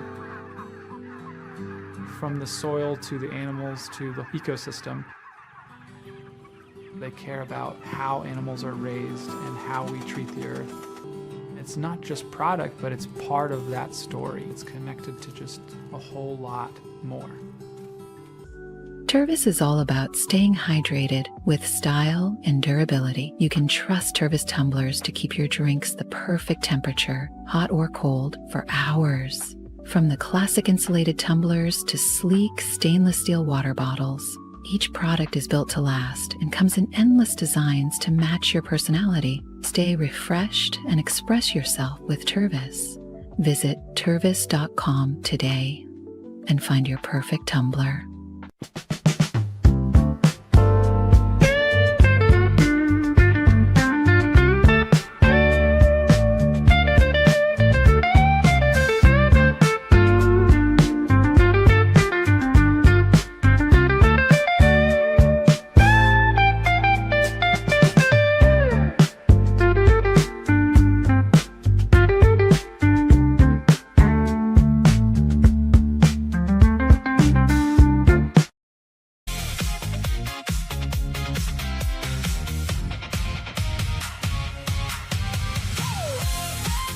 I've got to be economical as we head up toward the top of the second hour and the end of the show, because I've blown the clock completely out of the water, whatever that clock is supposed to be. I've messed with it on this edition of the show, but for good causes. And I'm taking to heart my boss's words about, hey, this is supposed to be a format with a little more freedom. And I do appreciate that, because I think I could get used to this freedom.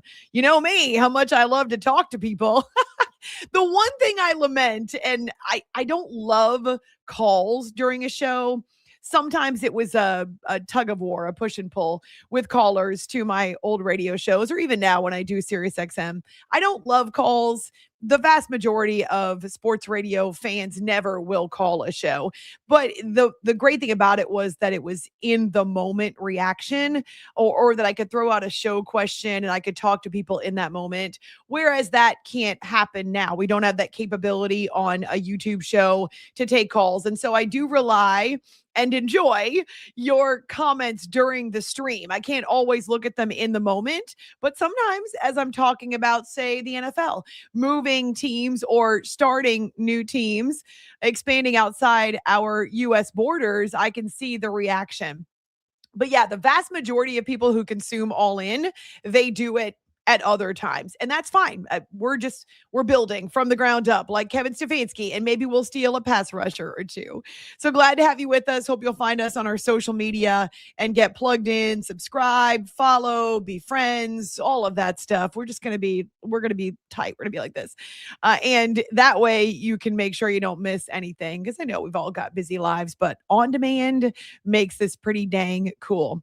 A couple of things I want to get to before the top of the hour. It's such a strange dichotomy right now with the WNBA. Even as I was prepping for the show before we came on air and started, doing our thing, I see the WNBA touting not only the playoff spot for the Golden State Valkyries, who are an expansion franchise going back to last year, but they've got a ton of energy and they've got great players, and this is their second playoff berth in 2 seasons. So good for the Valkyries. They had Steph Curry in-house last night, and one of the Valkyries hit a shot from nearly half court and he went crazy. So kind of a fun moment, except it's getting completely dwarfed by the other story that is out over the last 24 hours surrounding WNBA security, and yet again harassing fans who are wearing t-shirts that these security guards do not like. And here's the part that's crazy. Now so this game took place between the Fever and the Dream on Sunday. You've got WNBA officials and Dream officials pointing fingers at each other, saying that wasn't us. Oh no, that wasn't us. Oh, we had nothing to do with this.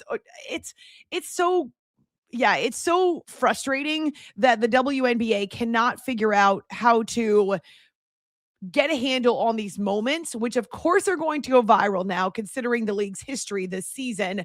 There's a pattern, and people are looking for these moments now, almost trying to embarrass the WNBA because they can't get their stuff in order. The leadership is a mess. And as much as I say, hey, league, you should and I said this to Stephanie White, you should ignore some of the noise that's flying around you or buzzing around you. You got to focus on basketball, because if you focus on basketball, well, then the rest of us will have no other choice to focus on the basketball. And the basketball keeps getting put in the back seat or on the back burner by these headlines that pop up. So here's the latest. If you didn't hear this or read this, this is what's happening, or this is why it's another firestorm. During Sunday's game between the Dream and the Fever, there were a few fans that were asked by security guards, so WNBA security personnel. These are not Dream personnel. That's according to the Atlanta Dream, the franchise. Hey, this was not us. We wash our hands of this. We had nothing to do with it. These fans were asked to remove shirts that these security personnel said were offensive. Okay, so whether or not you agree, I just don't even think this is much of a controversial issue anymore. As I've talked about here on the show, I went back and I looked at some of the latest numbers.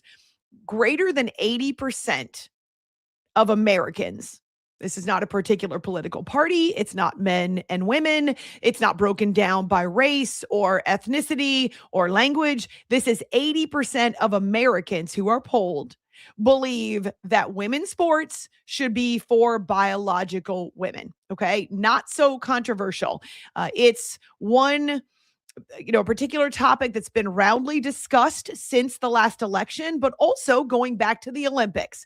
I'm not going to go through the whole history, only to say that you've got multiple women's sports organizations who are now coming out and saying, we are going to require that if you're going to participate in our sport, the WTA, women's tennis, if you're going to participate in our sport and you're going to play on our tour, you need to be a biological female.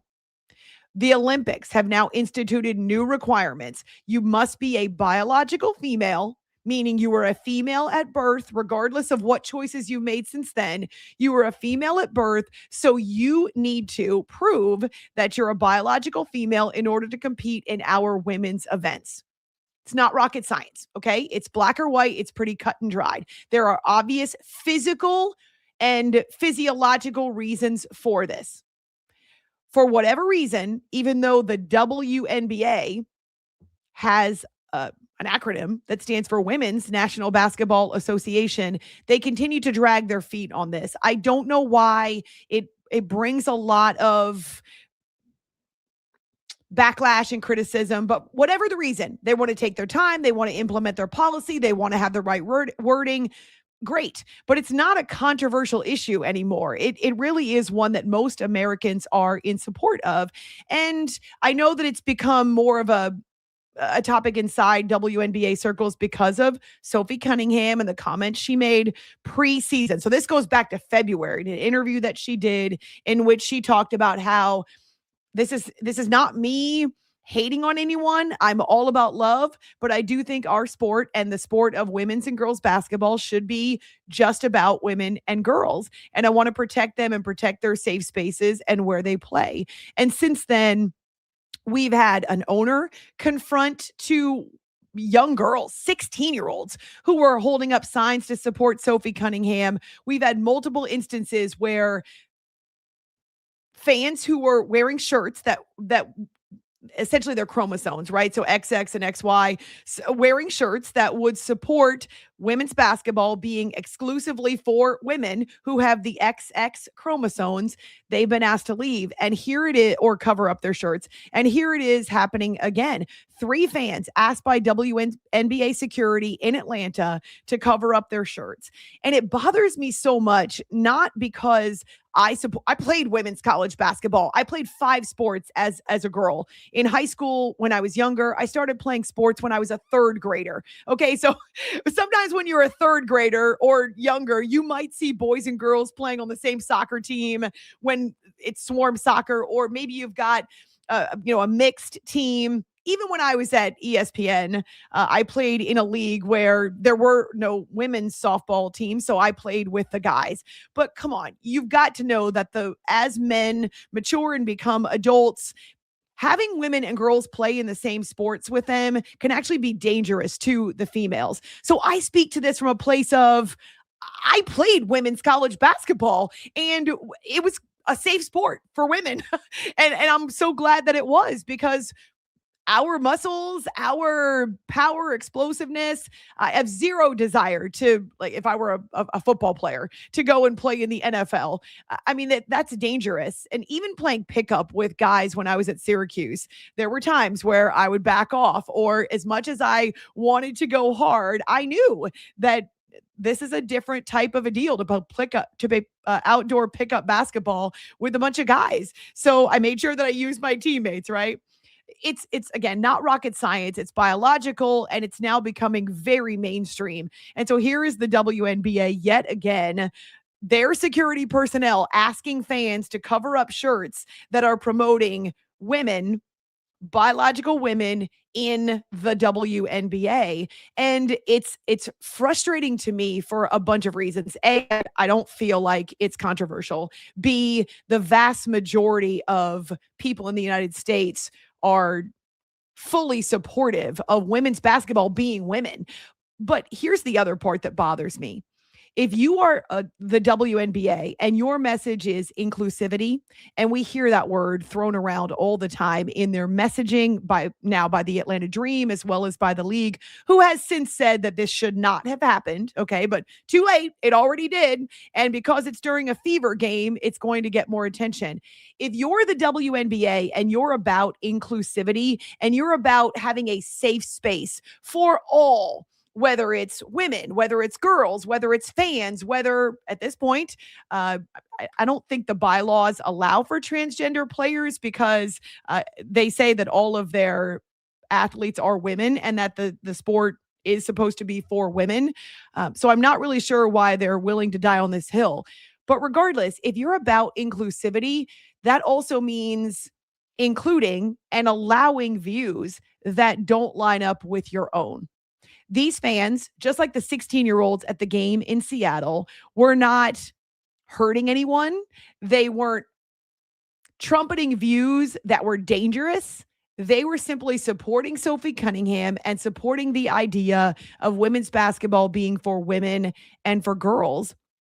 And as more and more pro athletes come out and say, hey, we're not advocating violence, we're not advocating that transgender athletes not be considered human beings, we're not saying that they can't compete in whatever arenas where it's allowed, just not here. This needs to be a space for women and girls. As more and more athletes are coming out, you would think the WNBA would get on board with this, and yet still they keep stepping into a pile of horse poo that turns this upside down. And so whatever the WNBA has to do to make sure that its security personnel are educated and on board, and maybe in fear of losing their job, should they treat fans like this again, whether it's a one-off security guard, like it was a one-off owner in Seattle who took matters into her own hands. This can't keep happening because it's casting a very negative light on your league and making you look like you don't support all of your fans or women and girls. And again, inclusivity means everyone. That's the whole point, is we're not discriminating.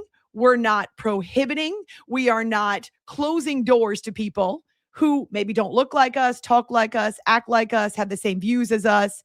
Well, okay, if that's the case and you're inclusive, that means your fans can wear a t-shirt supporting women and girls in basketball, like exclusively limit women and girls in the Women's National Basketball Association. So yeah, part of being inclusive means that you are open and that you are welcoming. That's the word. That you welcome views that are not your own or don't line up with your own. I'll say it again. We agree on nothing in this country except for the football, the NFL, and dogs. And everything else is pretty much fair game. But I feel like this issue, it's about as much of a majority as you're going to get among Americans. The WNBA has to take a breath.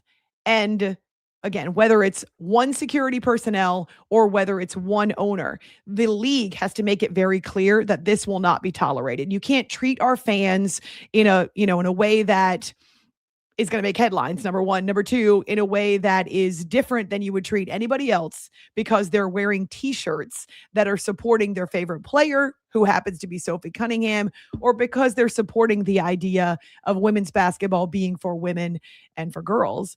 I think education is where it starts, but I just go back to leadership over and over and over again.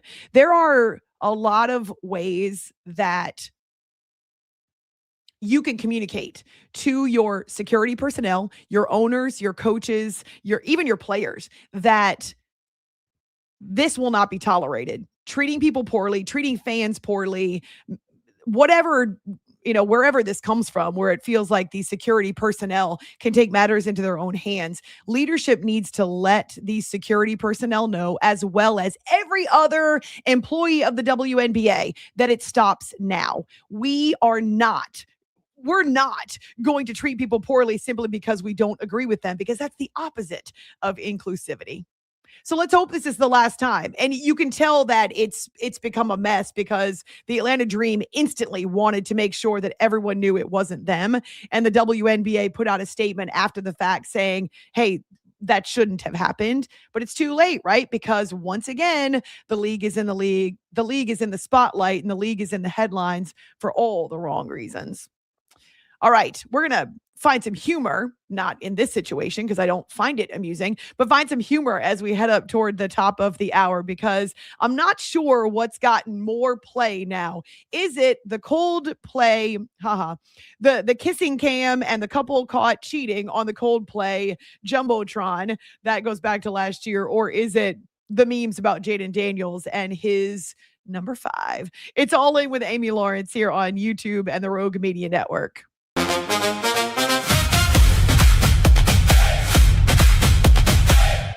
Lake Waco Golf Club is a semi-private facility nestled along the north point of Lake Waco, one of the few facilities in Texas to have a full 18-hole regulation golf course as well as an executive 18-hole par 3 golf course. Plus, check out their bar and grill, which is open to the public. And if you're not a golfer, then enjoy time by the pool or even enjoy fishing around Lake Waco. Become a member today and call to book your tee time. Lake Waco Golf Club, where family and friends fun begins. Check them out at lakewacogc.com for more information.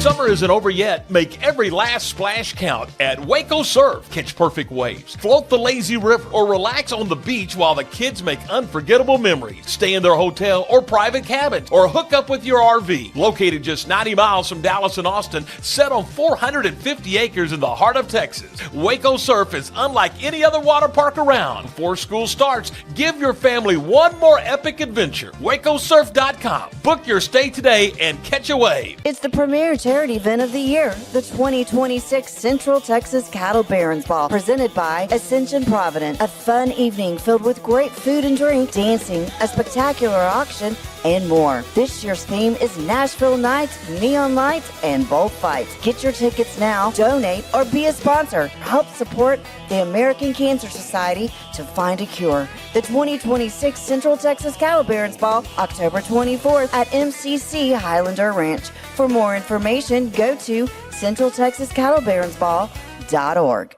Enjoy a quiet atmosphere with beautiful river views at the Brazos Landing, located in Waco along the Brazos River across from McLean Stadium. Enjoy homemade dishes like shrimp and grits, chicken piccata, braised short ribs, prime New York steaks, and more. Plus, enjoy a delicious dessert like creme brulee or key lime pie.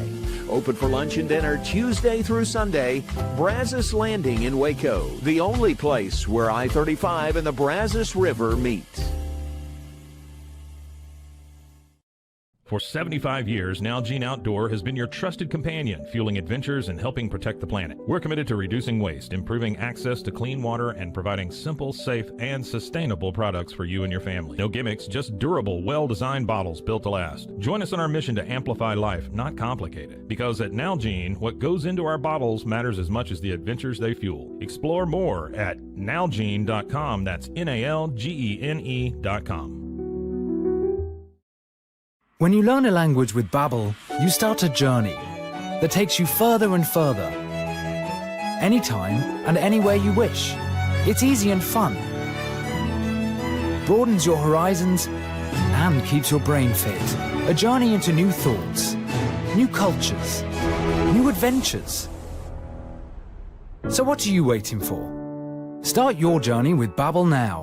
Go to babbel.com or download the app.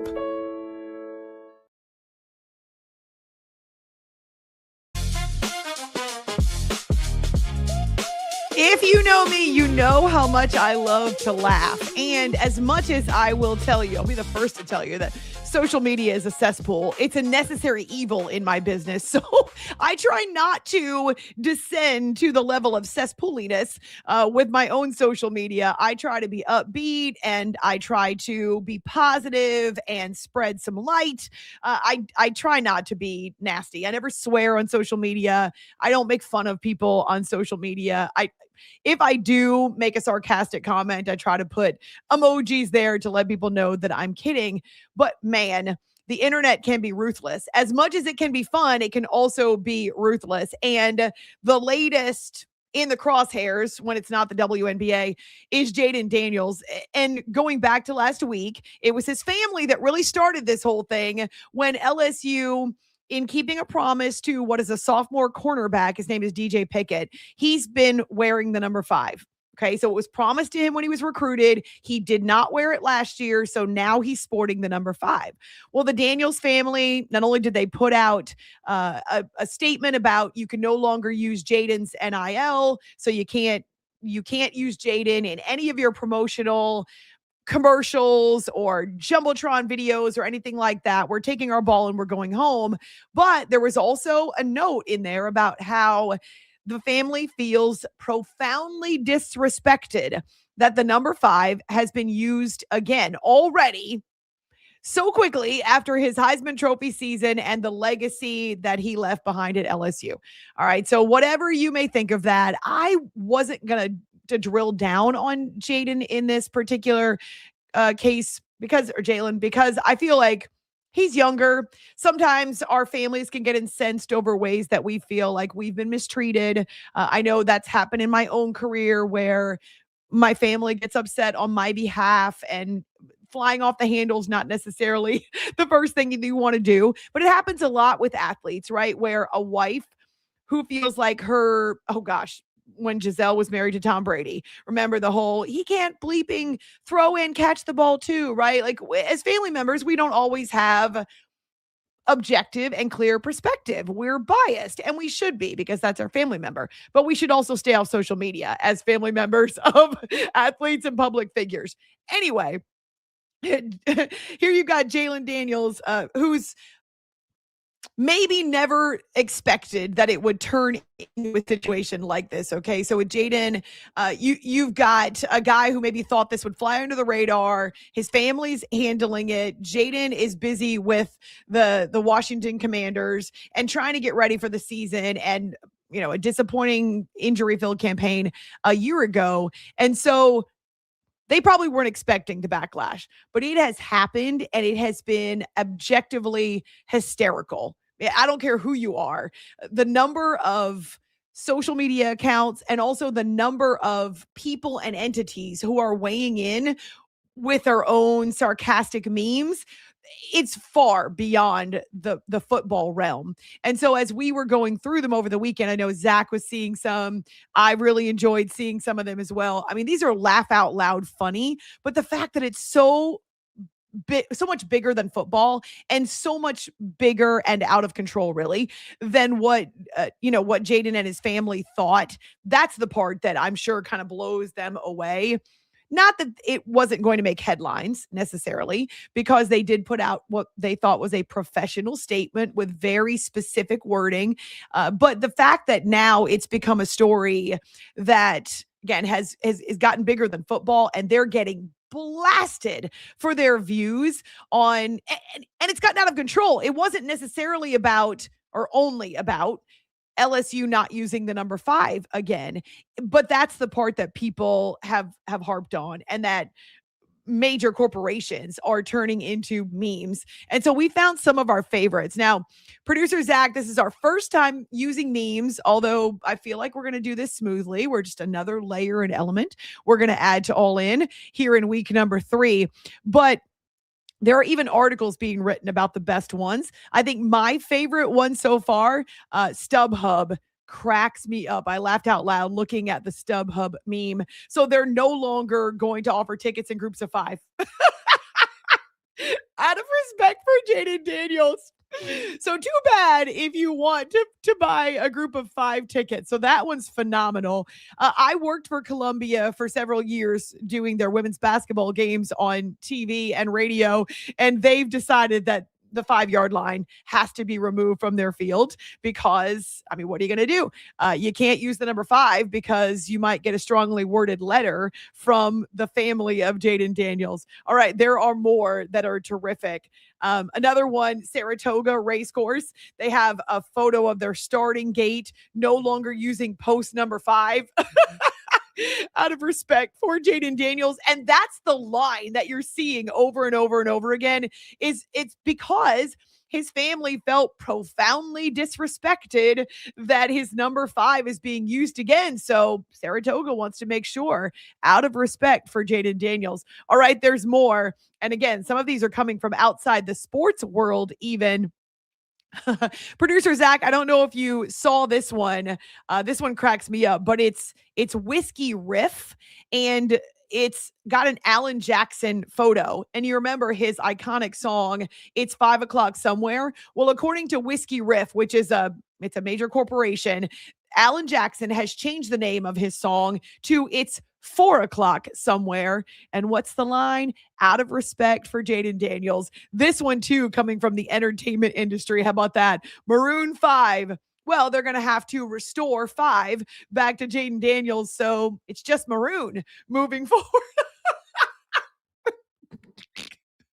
I'm telling you, I feel like we're back in that space where every single account on social media, yes, that's the one. And you can tell by the yellow check mark that it's an established corporation that's actually been given their status and their verification by the site itself. They didn't have to buy it like the rest of us sad saps. So these are major corporations, but it reminds me of being in that space where everyone had to weigh in about the kiss cam couple that were caught on the Jumbotron and later were outed for cheating. Okay, here's another one. This comes from the Weather Channel. Breaking. Hurricane categories, which used to be 1, 2, 3, 4, 5, they're now moving and they're shifting and they're morphing to 6 for the most powerful and deadly hurricanes because Jayden Daniels rightfully owns the number 5.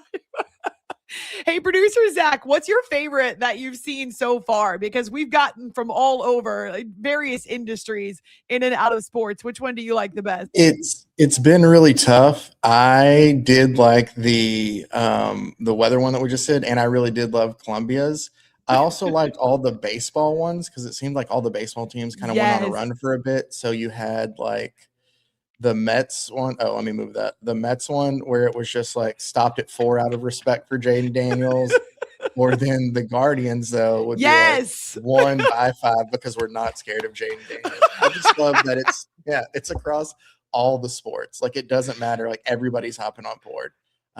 One more that I found of other sports too. The Minnesota United FC, they only had plus 4 minutes of stoppage time out of respect for Jayden Daniels. All right. And I see one over here in our stream as well, if you want to get to the last comment. Five Guys Burgers has changed their name to 4 Guys. That's hysterical.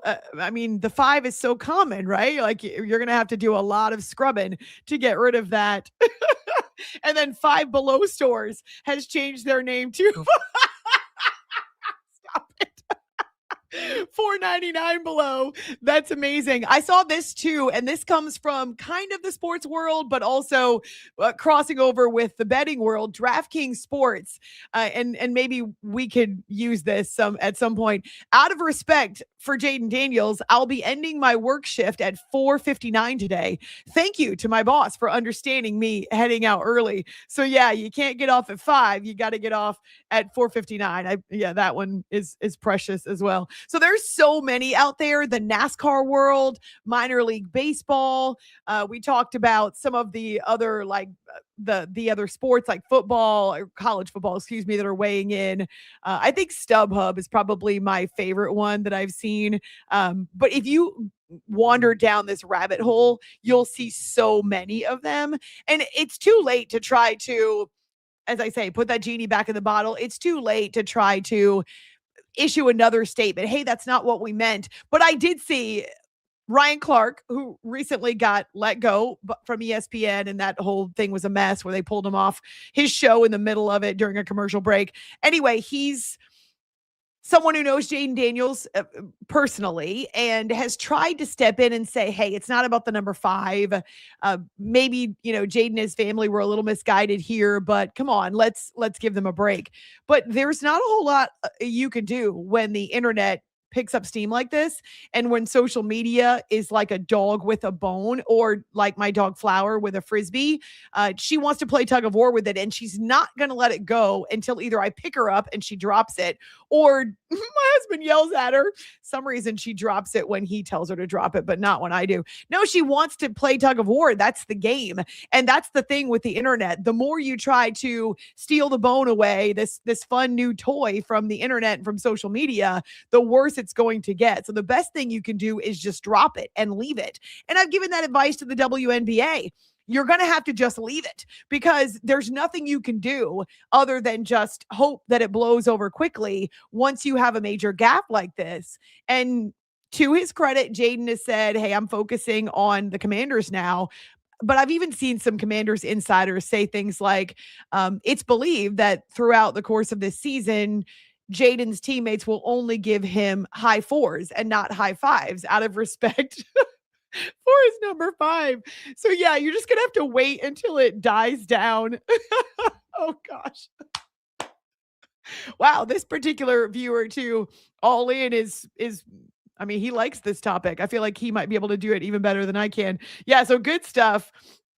Just, I mean, it's raged out of control over the last 3 days. So you wonder at some point when it'll die down, but it will take something else like this for the, social media and the internet to get distracted and to go a different direction. So yeah, I love baby animals on the internet. There's a lot of things that I like about social media when it comes to connecting with people. And say, for instance, the ice bucket challenge, how so many people will get on board because it's a new fad and a new trend. But unfortunately, that can also be negative, where a new fad and a new trend can blow up in your face because, yeah, right now in the dog days of summer, this is the most amusing content.